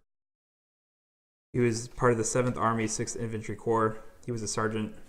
Distinguished Service Cross, Purple Heart, Bronze Star, European, African, and Middle Eastern Campaign Medal. He was involved in the Husky operation and Undertone operation, which you can look up. Whoa, that Undertone one was the... That's the Why did that come up before? because it was. I didn't That's write where down the Blue connection. Holtz was trying to like escape from Italy, right? Yeah, Yeah. hold on. So he may have gone to Italy, bribed across the border, using from like the spider gang or whatever. Went through Vatican to Argentina through Brenner Pass. I just have Operation Undertone, May 4th, 1945. So Operation Undertone, it was the large assault by the U.S. 7th, which he has the tattoos for, as part of the Allied invasion of Germany in 1945. And it was essentially done to cut off the retreating forces. And they did achieve clear breakthroughs, but it was they only got to the rear guards. So a lot of people escaped. There's a chance that Maybe he got Blue bribed with Balls was at the end. Mhm. Our boy Horatio killed him Took his and stuff. took it, and then brought it back. Or alternatively, bribed his way through. And, Either way, Yeah. that might have been where but that's Horatio probably that picked might it be how up. he got it. Either way. That's probably the missing link. Tropes of Horatio. Sounds like. I mean, I don't know. Spoils of war. Yeah, Well, he just killed him Spoils and of just war picked him up, taken like, from whatever. dead Jewish people, you know. This was from a dead Nazi. Okay, but he knew how the Nazi got it. Come on. I mean, did he? You might I not think have. so, yeah. Anyway, so It we didn't got say property of we got dead a star Pole. token. Might have. We can visit the Virginia Veterans Cemetery for clue number 131. We already have Is it for- that. Okay, but that's where this dude's buried. Oh, that's Wait, that's Horatio's That's grave? Horatio's I thought that grave. was Slater's grave from the other one. It might No, be. we already went to that because we were at the funeral. That's true. Horatio's grave. We're Yes. 131 at HQ or at Field Field work. work. Fieldwork? Okay. And then this was. I scratched it off. Okay, what else do you think? Maybe this directive, like, Yeah. if it's sealed because it's part of this Operation Undertone or something, I don't know. Like, that's the only thing I can think of. This is more like circumstantial evidence at this point. It's not. It's not like hard. evidence. Yeah, saying that this is where he got it. It's the best connection, though, if we don't find anything else. So wait, what directive are you saying that that's a card we can look at? Yeah, directive said 101 HQ. That was the thing that blocked us from getting certain Yeah. information. Wait, I thought we looked at that card. I didn't think we did. I For the thought, directive, 101. I thought it pushed us somewhere else. Yeah, Okay, there right. was like additional research we could go into that directive. Well, what was it exactly? It was some. So we were looking at something in the box, I think, something about fingerprints, and it was. Chris, I think I would have said it on the back of the card. Yeah, I'm looking right now. Okay. I think it was actually, might have popped up on the. Lead at number 101 at HQ to continue following the directive Yeah. at Okay. HQ. Yeah, I found it on here. So, I mean, why not? I feel like that's the only like Well, then we can do Slater's relevant house. thread. We do But- need to talk to. Yeah. Well, do we need to talk to Like, I don't Slater's know what's wife relevant anymore? at this point. Like, 'Cause Now we've narrowed it down to how did Well, let's Horatio get let's it? do this directive one first. I mean, we're in headquarters, so we know that Horatio had it. and we I'm know making how it sure got we're from there. doing it before. Yeah. Okay. I Okay. I didn't want to cheat. God, 3 hours. Rip in peace. Hopefully I this know what finishes this it. says. Yeah, this is worth it. Were you able I to thought I could read part of it. So it says, reminder to Dad? as possible is the last words, I think, but I can't read more than that. All right, here we go. You spend another hour in front of the computer, checking all available databases, a cell phone in your hand, a laptop with a dozen open tabs on your desk, and 2 desktop towers on nearby desks, hardwired into the Antares system, crunching data. You spent, where am I? You're spent. You made a couple of calls to people higher up in the hierarchy and sent out countless emails. 3 cups of coffee and 2 cigarettes later, you still have nothing. Zilch. You reach an impasse. Procedure 170 something. What does that mean? Suddenly the telephone rings. It's Ann Bishop from Delaware's office on the top floor. She says you've received a fax from the military archive of the Defense Department in St. Louis, which you hurry to retrieve. Fax says, the fingerprints marked by your department as SDC3U22. Okay, this number are not found in the Department of Defense database. Regards, General Henry Brown. P.S. Please fix the glitch causing your system to seek out non-existent files. All right, this is a conspiracy. Sure. Non-existent files. What's his name? Henry Brown? Yeah. Can I look it up? No. You come back, toss the fax at your desk, and sit at the computer. You light up another cigarette and read the message one more time. You just can't believe it. We can use the computer token to try to explain the situation. I think we have to. I mean, We're almost out of the game anyway, so... Yeah. This is kind of our, this is either going to work or... Oh, God. Rip. Oh, Is it no. another You 3 put out the hours? cigarette, you read the document again, confusion hits you. You know the procedure. No one from the Department of Defense sends out faxes. Even if the data is no longer confidential, who replies by faxes in this day and age? General Brown answered in a way that avoided the official servers. Why? What's with what fingerprints were these? You know who else used outdated technology? Later. They went out of their way to say that. Although faxes sound like they might have been out of his league. Slater's still alive, and he's this Henry Brown man. You don't know what's reeking, but you know that it's that stench. It's pure trouble. So we add a stress token. Oof. Okay. Add plot card 123 to case 4. Wait. What's a plot card? It'll be in there. Oh, okay. So I take it, and then we just save Put it. it in case 4. 123. Yeah. There you go. I'll put it in like. We just helped the meta plot, though. Boom. Maybe. That's Or we it. screwed ourselves in case 4. All we Okay. did was think more about it, it seems like. True. Okay, so that's that. Oof. That was it? Yep. That's sad. I All mean, right. it'll come up again at some point. So Should we go to the courthouse to get the analysis of the autopsy? I don't think that seems yeah, I worth don't it. think that's so either. Only thing I can think of would be I don't know. Let's go talk to this lady. The now. widow, or maybe the evidence, but So the lady is field work. The widow's field work. If we were gonna do the evidence, we should have done that last time. yeah, That's but I fine. mean, And then there is a psychologist at the courthouse. I don't know what they would do, though. That's card 110. No, That- no psychologist. there is a psychologist. I know, I'm saying Oh, okay. don't do that. Yeah, it was saying consulting a forensic psychologist. So I say let's do the woman's thing and see if that just moves along later stuff. Okay.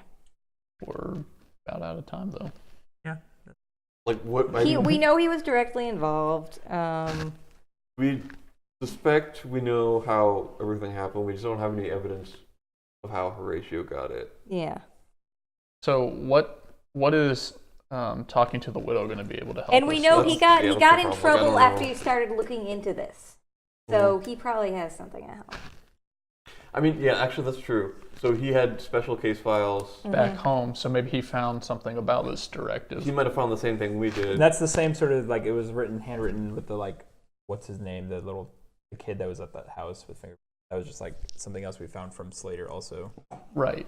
Yeah, it was saying that he has a bunch of like his own things at his house. I mean, I do think this is. Yeah, I think this is the the best. Yeah. Okay. Where are we? Hold on. You download some car sounds? No, I'm gonna look it up on YouTube. I didn't see a Wi-Fi symbol on that. I don't know if we're allowed to do that. As something as possible. Does this not bother you? No. Some of it looks like it could be in Spanish. It does look like Hold on. Is this some kind of joke? Is this what your car sounds like when you turn it on? The Grubhub ad? Here we go. Where are we going? Field work. Okay. I appreciate that you just circled the whole town. That's how fast we went. Yeah, just listen to that car.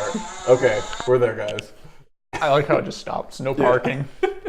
You just stopped accelerating. Yeah. So we're going to go talk to her, and that should be 104, I believe. Yeah. Oh, 3 hours. Did you move us the 1 hour for... Yeah. Okay. The entire city is congested. No, of course. I don't think we were flying then. The entire city is congested. The light drizzle finally turned into a downpour, That's just and all of the streets came to a halt. You wasted an additional half hour in traffic, but you finally arrived.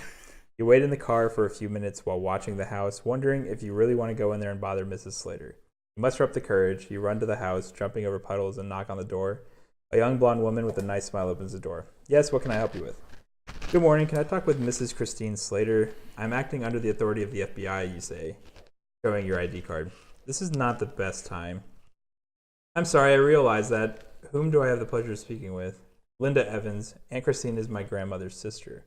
I live here because I study history at the university. Please come in. Aunt Christine is upstairs. She's lying down because the doctor recommended rest. Please wait a moment. I'll go get her.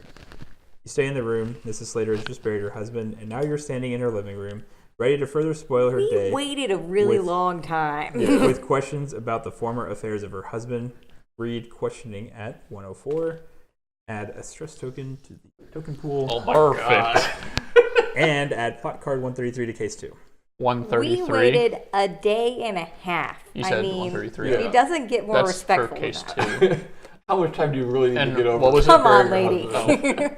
Okay, so here's the Questioning thing we get 104? to. It's on here. Right, yeah, I'm looking at it.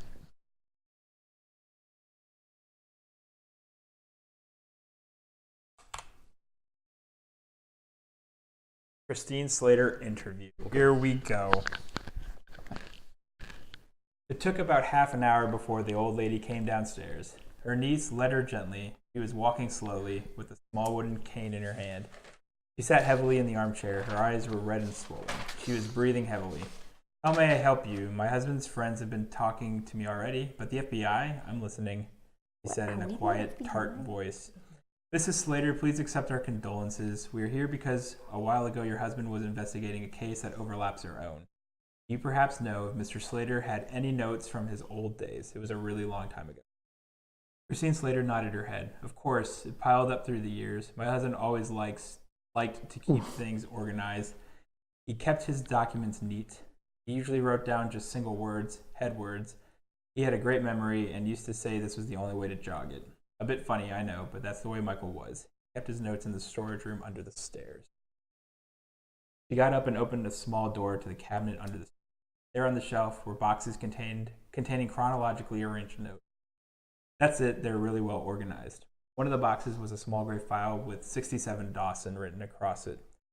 It has been taken out of its place. Inside, there are papers and photographs. You start checking them out to see if anything is connected to the... Thank you, ma'am. Again, please accept our condolences. I think this is it. Have a look at Slater's materials. Read number 132, 127, and 130. And we get to add a start to the token pool. Ooh, can we take away a stress? Does No. anyone have a power to do that? Nope. Okay, so give me 132 first. Okay. I was ready. What are the others? June 14th, 1967. Chevrolet. Okay. Mustang? Question mark. Cigarette butts. And 2 130. exclamation marks. No diaries. 1 exclamation No mark. diaries? Giles. Period. Why didn't he have a weapon? Question mark. Motive? Question mark. Robbery. Front door. Dot. Jack says Lily Garrett is lying. Who's Who's Lily Garrett? That sounds familiar. I'm looking. Oh, That wasn't the neighbor. Lily was his Marcus. His mom, right? Oh, his alibi? Yeah, no, Marcus. His wife, his Yeah. ex-wife. Marcus Owen's wife. Yeah. Mm-hmm. And she covered for him. Okay, so that doesn't help. I knew she was gonna come back around. I bet she's the one who did everything. She's secretly a Nazi. She's blue balls in disguise. We figured it out. Had a Plastic sex change surgery. operation. Plastic surgery. Died of diabetes. Sure. Come on. Okay. So, and Jack was his partner. So, then there's a picture. Okay, so there's a war picture, right? There's a question mark, and then there's some dude named Nick Torn, some dude named Coxon, and some dude named Dawson. That's what that looks like. Well, that's our Dawson, presumably. Okay. Nick Torn. Dawson looks just like Dawson. Mm-hmm. See if any of those people look like our boy, Blue Balls. Mm. Wait, that dude's German. He Yeah. could, He could be in pretend disguise. it, Yeah. He could have killed a He could be American Coxon. person, and then really, Yeah, he got why it. are there question marks by him? No. I mean, this No. one. Look at the question mark, I know that one That doesn't means really they don't look like know him his though. name. which it could have been Blue Balls. Oh my god. Anyway, so What does Richard- no diaries mean? that's the point. Like that's how he did notes apparently. Headwords. Richard Briggs, 12:30 p.m. Young, probably military, caring for vets. 7 Army in Europe. Renner, Coxon, Brown, their boss. Nick Torn didn't return. Buddies? Question mark. Doctor? Question mark. Who was he? Question mark. Asked about Dr. Buckman and Brown? Question mark. There Dr. must have been, Buttman? That's his alibi, right? I wrote that That's name down his for alias. some reason. Yeah. But he was a doctor, like he could have passed for a doctor because he was like a microbiologist Yeah. or whatever. Oh yeah, he was Mengele basically. Kurt Blue Balls had his his like pseudonym was Dr. Buckman or Buckman. Oh, okay. Yeah. So we already knew he had a pseudonym. Well, but that links him potentially, right? Or That just linked it, right?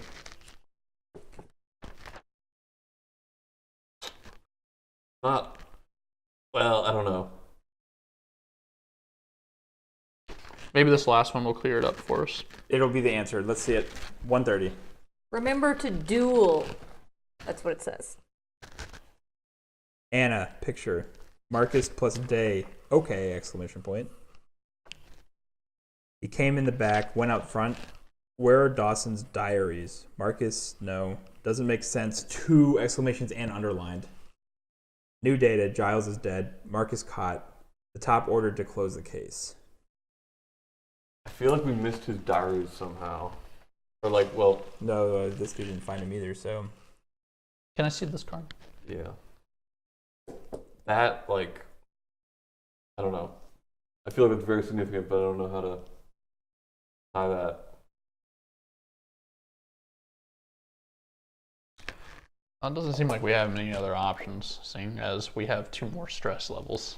We can't really take a chance on Yeah, I think we got to write our report, but we don't have. Wait, what else is field work? nothing.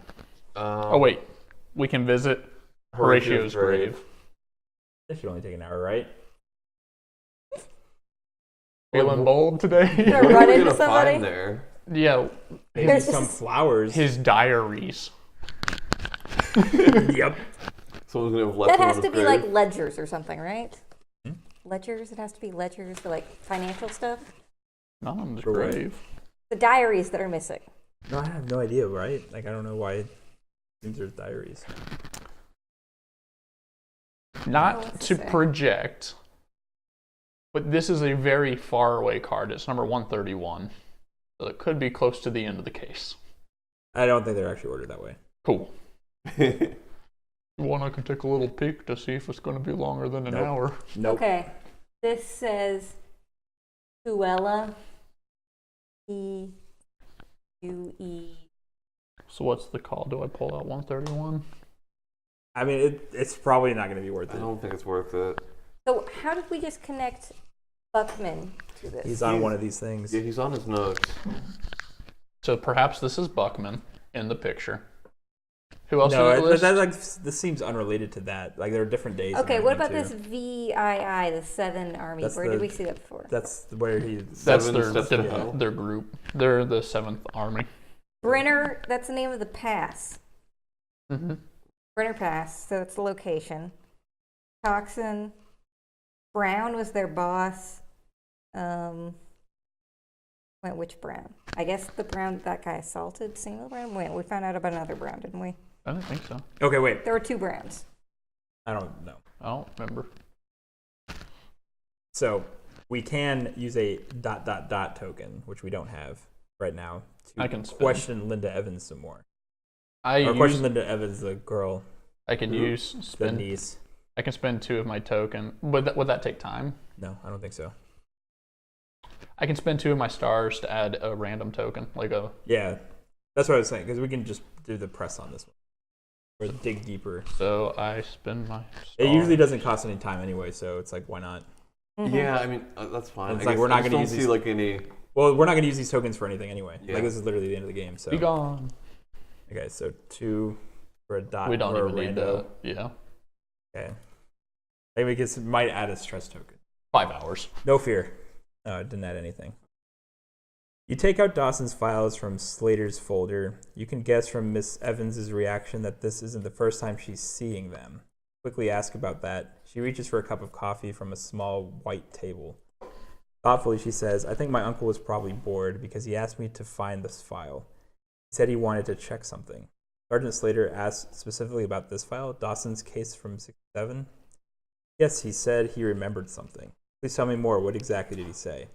He was very upset. He said that these people are like ghosts. Sorry?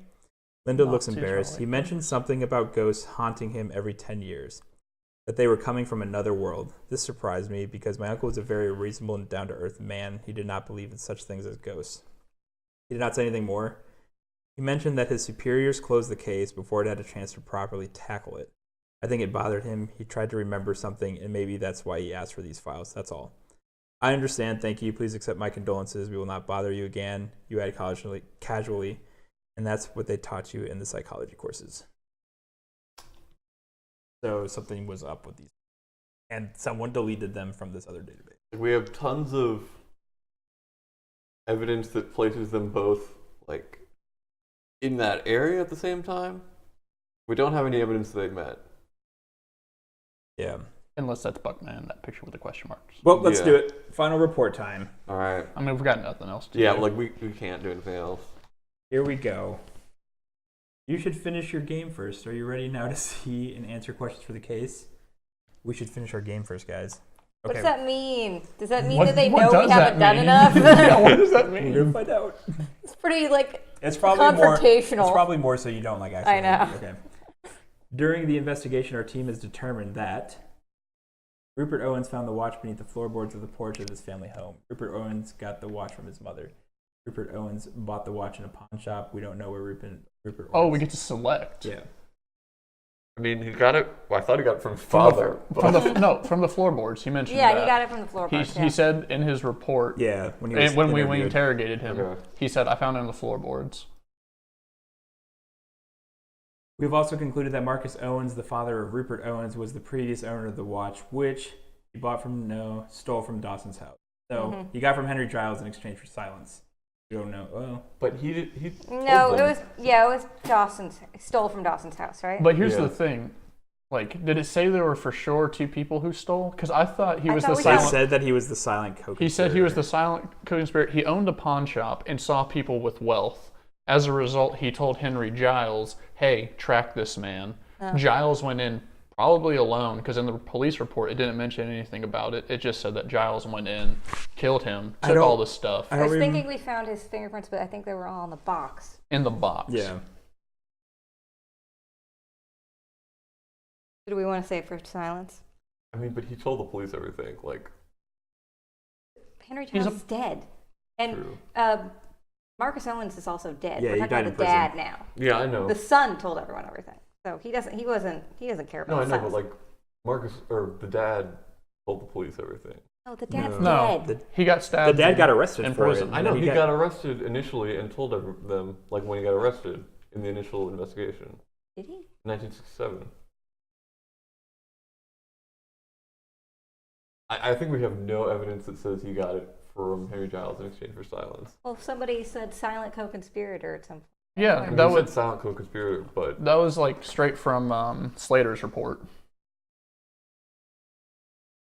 I mean, it does sound like he got it from Henry Giles. This I don't think report. we have any evidence of This that. report only said. Okay, so we don't. I mean, we could say we don't know how he got it. So that's the thing I also heard is that if you say that, it's like not negative points. It's just. I thought it was he got it for silence. Kind of like he tips off Henry Giles for things, and then This in one exchange, went bad because someone died, and he was like, "This is so you don't tell." But also, if Wait. so you don't rat yourself. Hold out. on. because we know. I would guess that he got it for silence because this dude died like the next day. Yes, He got shot. Mm-hmm. So there wouldn't have been time for him to rat him out, or there wouldn't be anything. time to steal it, really. No.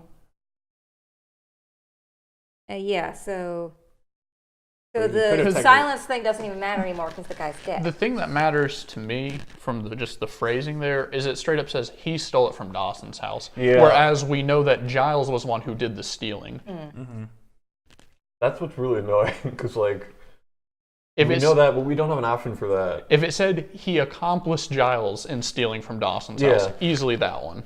But because it doesn't say, like, I know for a fact that he didn't do the stealing in the house because the Right. police report said Giles. I mean, there's still the option though that maybe it's none of these.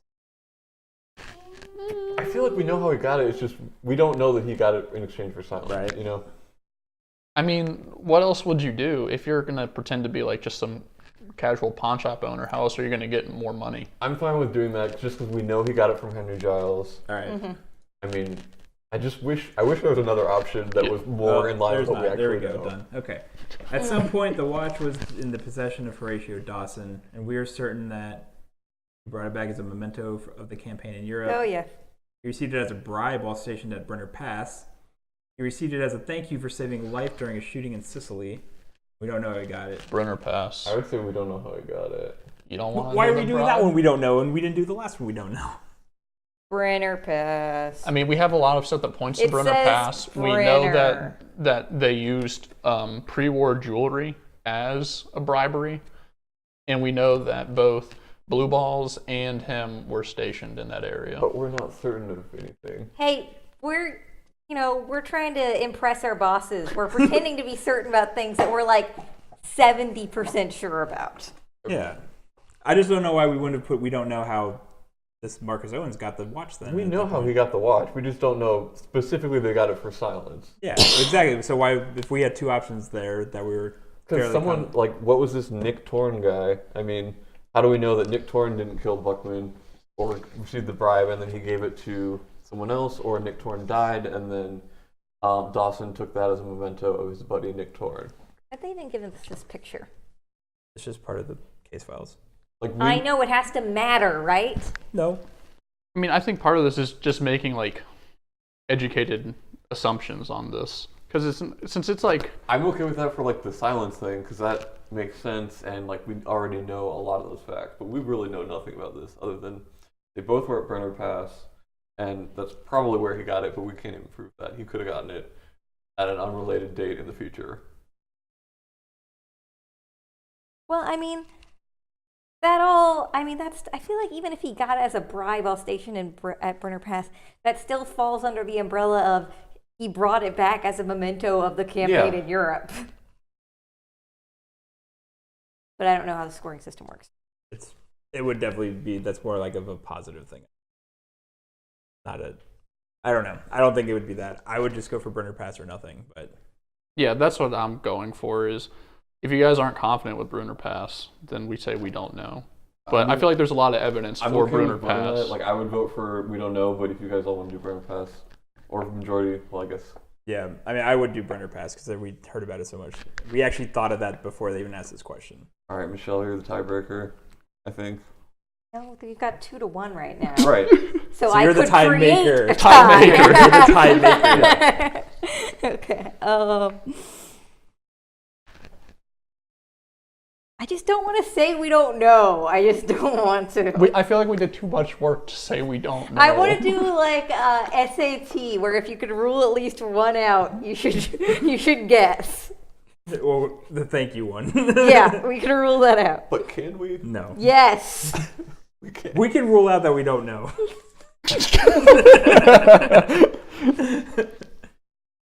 All right, Michelle, what's your vote? Behind burner pass. Let's do it. As for where Kurt Blutholz got the watch, our team was able to determine that he stole it from one of his patients, stole it from the museum in Posen. He received it as payment for sparing the life of a rich Jewish prisoner. We don't know where he got Now it. this, I don't think we have have any literally idea. no idea. This is... We don't know anything about blue holes. You don't think he stole it, though? Because the dude's Jewish and he's a Nazi? I mean, probably, but Right? we have literally no evidence. Yeah, that's... Yeah, no idea. The only thing that we have tying that story is, it said like what, doctor or something? Posen. Yeah. The word Doctor... Posen came up. It was in this. No, the word Posen came up early. Yeah, that's where that dude was from, the Jewish guy. Doctor, who was he? And then asked about blah, No, blah, the blah. Nazi was from Posen. Fort 7 from Posen is something that was said early. That's where I saw the VII before. So he probably didn't steal it from a museum then. Right. So it does say doctor, who was he? And then it asks about Dawson and Buckman. So there is a tie to potentially the doctor and potentially Buckman. But other than that, I don't think we have anything else that says one of his patients. So don't know? Mm-hmm. All right. God, that's long. Those findings conclude our investigation in the matter of the Golden Watch. Delaware sends you an email with some additional questions. During your investigation, you were able to acquire additional knowledge concerning Mr. Dawson. There are certain details of his death that remain questionable. In fact, the whole robbery seems suspicious. I would like to ask you some additional questions about that. First of all, are you able to determine with absolute certainty who killed Horatio Dawson? Well, if we went with our previous answer, I feel like we have to say Henry Giles. Right? Otherwise, we're just contradicting ourselves. Well, I mean, the other dude's blood wasn't a blood. The other dude didn't have blood. It didn't say his blood type, right? Well, Marcus Owen's blood type was O. We looked that up. Oh, it did say that? So Then no. Well, That just means he wasn't injured. yeah, like in the struggle. killer could have just not been injured. I think it's very likely that it was Henry Giles. Except for the Very fact that they're likely. asking us this question to make me think we're... no, missing this is something. the easy question. This is the one that's This giving is us the points. this is the T. This is the one that's giving us points. They're about to take away the T next. Okay, are you ready? Just Is that do good? it. Are we good with just saying Henry Giles? Sure. Yeah. What are you doing? And I'm for- also filling this out. I'm also filling out a final report. Wait, what if they contradict? and for what We're I- not linked in any way. So. And from what I can see in Mr. Dawson's file, he was a soldier in the 7th Army. Do you know about any officer that might have been involved with Dawson? Technically, he was involved with Samuel Brown. Henry Brown, that's the other name I remember hearing. I don't remember why. Not Samuel Brown? Both of them. I said there were two Browns. I don't remember Henry Brown, but Samuel Brown was the one he got in an altercation with. Yes. But what was he in? What was Samuel Brown in? Did you get that down, Michael? No, but I mean, Samuel Brown, we couldn't connect him to they anything. don't necessarily say that Samuel Brown has to be in the 7th. Yeah, we They know just that say- it's... I think it has to be Samuel Brown. Yeah, because Okay. we just know that he was All in All an right, altercation in my with version, him. I'm putting down General Henry Brown. Wow. Just to, vary it up. Let him answer first, Yeah. just in case it screws Okay. something up. They're not linked. Okay. Like she's got her own account. Is it Horatio It Dawson? seems that Horatio Dawson needed a lot of money. I would like to know if you've determined what that might be for. I don't know. What was his history? Like, what was he doing before? He had a He was flower a shop. florist. To help a female patient? Like, we do see the word doctor on a lot of his notes, but There was something about a fine. I'm going to put a fine because I'm not doing this seriously. I'm just like, I want to see how many points I can get. No, don't actually do that because I think if we fail, we have to do it again. No, this isn't serious. I just want to see what happens. If I know, but if you pass, then we sort of know what to look all right, I would just say we don't know. for. Okay. He Well, wanted, wait, we can double check. he wanted to travel the world. I mean, yeah, okay, we can look. But We I might don't as know well what else we look. have. I think there was something Wait, about a fine. wait. There was a fine, I think. Do you oh, think- wait. I thought- Let's look up I thought he had some history of stuff. Maybe he had to pay the fine for assaulting Yeah, the Wasn't dude. that what's I'm his gonna look name? at his file. Oh, that's a good point, actually. Yeah, pull up his file. See what Who it are says. we looking at? Dawson? Dawson's. Someone had a fine. No, I think it was I think the person who had the fine was Marcus Brown, or what the kid. Yeah, okay, there's nothing about a fine on here. That was the kid, and he needed the money fast. Rupert Owens. So did we find anything for Horatio? I think so. I feel like we missed a ton. There's no way we could have found all this information. Yeah, I don't know. Like, I thought we got a lot until we started answering the question. What kind of florist has patience? Okay, I didn't interpret that as necessarily it was his patient, but that does. Why would it say to help a patient if it No, wasn't because his it might be that lady neighbor with Like his her- kid there all the time. Or doctor, or So it wouldn't refer to that as helping a patient Yeah. unless it was your patient. Maybe they were in love. Well, maybe that's why he also said doctor question mark. Maybe they're saying, is this guy actually a doctor? Maybe this guy is blue balls. And he reformed himself. But no, we know he's not because the autopsy said he was 42, and that confirms his age.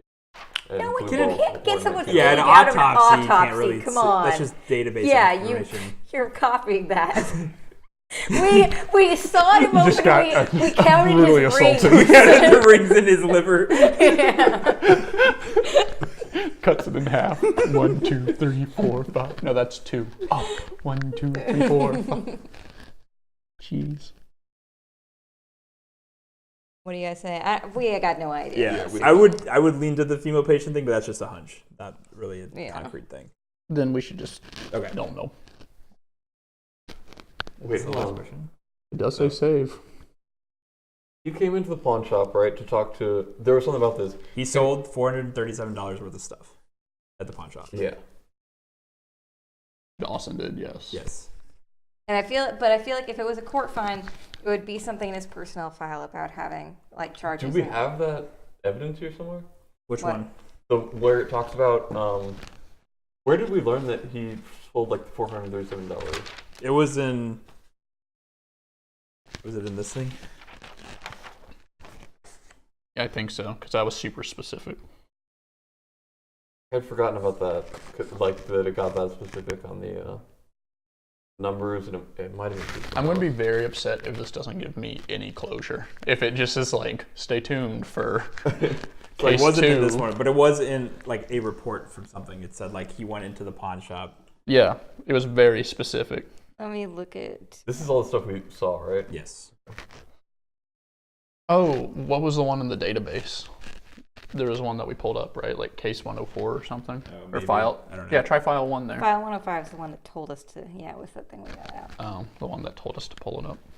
What else do you have? Question. Cooper, oh, Christine Slater? How would she know? She wouldn't. No offense. Old lady be harassed.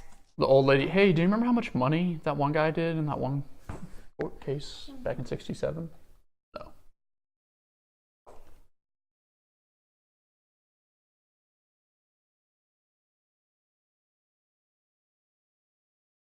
Okay, well, the beginning of this final report, though, says Henry Giles was allegedly a witness to the victim's attempt to sell valuables at the pawn shop. He and his partner, Marcus Owens, made the decision to break into the Dawson's house. Giles allegedly tracked the victim to his home. But I do remember that. Oh, here it is. Suspected accomplice, Marcus Owens. Owens' testimony reveals that on June 14, 1967, Horatio Dawson visited the pawn shop with the intention of selling a variety of jewelry. Owens bought the items from the victim for a total of $487. Owens, working as Giles' silent partner, informed Giles that Dawson had more valuables. However, he denied being involved in the robbery. Okay. Testimony of Marcus's ex-wife Lily Garrett confirmed the suspect's alibi. That's actually saying he was lying. Oh, he was lying about not being involved in the robbery. Probably. Well, that's what Slater's partner told him. Slater thinks that the wife is lying. No, Yeah. Slater's notes say, my partner says that she's lying. Jack says Lily Garrett's lying.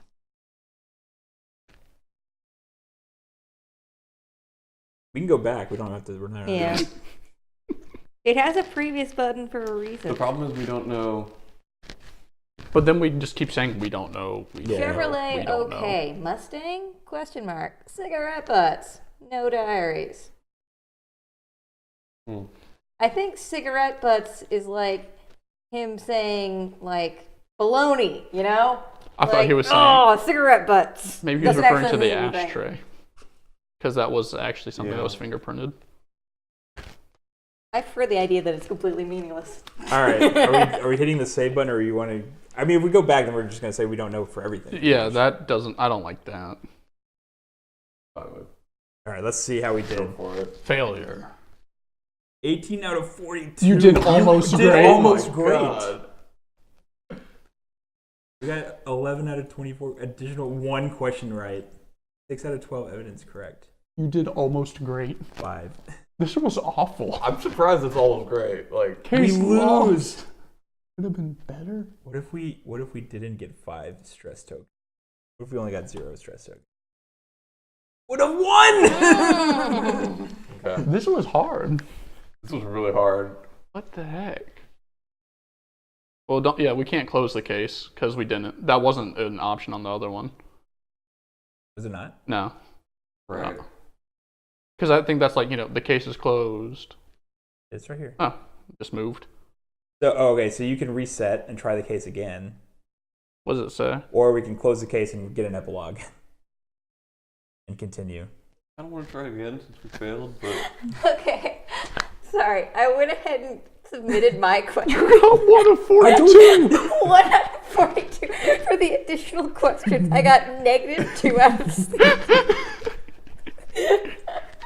What the Okay, wait. heck? So that's true though. If you I think, just wanted to vary things up. if you think of the way that these are done, this part means that we didn't. So like 11 out of 24. So we. How many questions were there in that section? 6? Yeah. So what, each right one's worth 4? A don't know is worth 0, and then a wrong one's worth negative 1. something? Yeah. So that part we did okay on, because we did an I don't know instead of a wrong answer. For one of them. So what, we got 2 right, so 6 points? So basically we were totally wrong about Henry Giles then, probably is what it was. Well, we don't. Yeah. Because that's where we only got 1 point on that. What was the one that we think we got right then? I don't know. Nope, we shouldn't quit our day jobs. I have a matching. That's just like using the Yeah. info stuff. Oh yeah, I got 0 because I wasn't entering anything on. Dang. So I would have gotten a 7 out of 42. All right. I mean, we can close the case, but we literally lost because of stress tokens. I mean, yeah, but like we also got a lot wrong. Mm-hmm. Yeah. But no, so that's actually part of the game. Is it says like you're not going to get anywhere near the perfect score. Like that's just how it goes because you just don't have enough time. So you're okay closing the case? Yeah, then? I'm fine with it because it's more like I don't want to play this 6 times. You only have to play it 5 times. We got to finish this before the 80s expansion comes out. 80s expansion. All right. So we're gonna be going back in time. I don't want to just. I mean, if we replay it, we're just going to be like. We're gonna quickly we're click gonna- through yeah. everything and be like, okay, this is what actually Yeah. happened. Or the one thing I do like about like replaying is then we get to go try the things we didn't try. Yeah. I bet Marcus Allen's framed Henry Giles for the murder Yeah. somehow. Well, yeah, I guess that's really the only other option in this case. I bet they gave me like negative 5,000 points for saying General Henry Brown. But I can't even remember how that name came. I know it came up though, because I remember asking Chris, "Can I look up Henry Brown?" Yeah, turn off the stream. Turn off the stream. No, it's on cam. They didn't see this.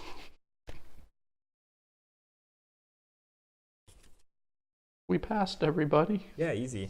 Got a 42 out of 42. Boom. Easy. Clap. I'm going to push case closed because we're already not replaying games. That's also very fair. Case lost. We did almost great. That's my favorite.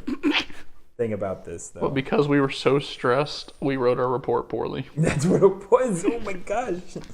Okay. Oh, so the red things are what we did wrong. All right. You finished your job for the time being. Before heading to the nearest pub for dinner, your whole team meets with Delaware in his office. Delaware is going to be the new Bob. He's going to say, you should have done this, you Delaware, the, let's see, sterile, lax-warm, creamy, water Greek salad coffee, according to the mind map. Our minds are really messed up from all the coffee. Look, you stopped doing a mind map is why.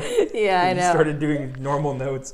Yeah, well, I got my mind map's got all crowded, and I was like, this is look, he's saying thank you. Okay, that's already a step above Bob. Thank you very much for completing your investigation, and make no mistake, this was an important case. He smiles briefly and points to the screen. I've read your report. I've also done a bit of my own research. Let me point out some things I find particularly interesting. First of all, Mr. Owens Jr., it seems that you were right about that. He found the watch underneath the floorboards on the porch of his family home. It seems that his father hid the watch there. Yes. We got it. Because he just flat out told us that. Rupert Owens is just a small fish, a local swindler who needed money. So he sold the watch to the auction house. Your investigation has determined that the previous owner of the watch was Rupert Owens' father, Marcus Owens. You believe that he got it from Henry Giles in exchange for silence. I find that implausible. Henry Giles doesn't strike me as the type that would be willing to share. Told you guys. I believe Horatio Dawson was in dire need of money, that he tried to sell his valuables to Marcus Owens, including the watch. That tipped Henry Giles to rob this house. Oh, yeah. Now Mr. Dawson makes the case really interesting. He seems like an important piece of the puzzle. You think he received the watch as a bribe while stationed at Brenner Pass. I agree with that. Woo. While he was probably an honest guy and a good soldier, Horatio Dawson was most likely pressured by his fellow soldiers to take the bribe from a rich German who wanted safe passage to the checkpoint at Brenner Pass. That rich German had to be Kurt Blutholz himself, Blue balls, escaping Europe under a fictitious name. Blue balls. Blue balls. So that brings us to the last piece of the puzzle. How did Kurt Blutholz get the watch? Sorry to hear that you didn't remember my briefing. Written piece. I specifically stated that the watch was robbed from the Museum of the Land in Posen. Oh, he literally told us that! Oh my God. The watch was robbed from the Museum of the Land in Posen. It must have been Blutholz. During his escape, he used it exactly as he intended to secure himself a safe passage through the Allied checkpoint. Thank you for your time, detectives. While I do not believe your report will be sufficient for our administration to explain to the Polish government how the watch was stolen from them during World War II, ended up in the U.S., you still did a great job. He's so nice. Yeah. This guy's so much better. He's very than Bob. forgiving. Hopefully our next case will go more smoothly. That's it for now. We're dismissed. Well, so wasn't there another all the way to the top? Yeah, so here we go. Okay. Additional questions were not part of your final report, so there's no additional explanation for them. Blue back. Okay, so who killed Horatio Dawson? Henry. Which officer might have been involved with Dawson? Not General. We totally crushed that one. Henry Brown was a person who existed. And Horatio Dawson needed a lot of money. Yeah, so each one was worth 2 then, and each wrong one was worth -1. Okay, here's the matching evidence section. Okay, adding this DNA and these things matched together is, okay, that doesn't. The watch belonged to Marcus Owens at some point. Literally just if we were able to click and add the SIGs too.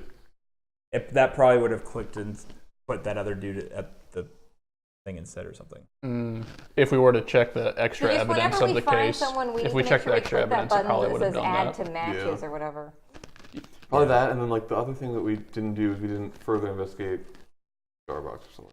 We waited too long to harass that widow. Wait, here's the 2 things that we didn't press that we found for sure. We could have pressed the yings further. Sorry, have more coffee. And brandy. We could have analyzed. Okay, we could have further analyzed the cigar box. What's in the back of those 2? If we're not going to replay. Since we're not going to replay it, might as well just Yeah.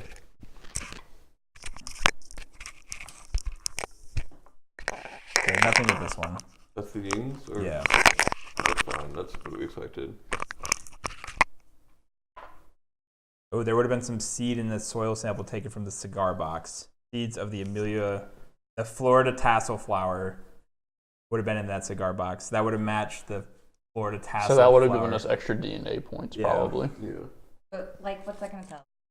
Henry Dawson? Yeah, but it's just another match that would have given us points. what, 3 more points, it looks like? Is that all you care about? Points, Chris? that You would care about potentially solving won the us case. the. Actually, no, 3 more points could have won it for us. Yeah. Oh, that's what it's just about getting a win, is it? Huh? Yeah. Listen here, 1 out of 42. That's only because you didn't match any evidence. All right. Well, that was close. You did almost really great. That's the best way it could have been worded. Oh, you almost did a great job. No, That it was said you did almost great. almost great. You did almost Almost great. Okay, so let me. I'm gonna close the stream down because that is the end of this game. All right. Yeah, that was sad.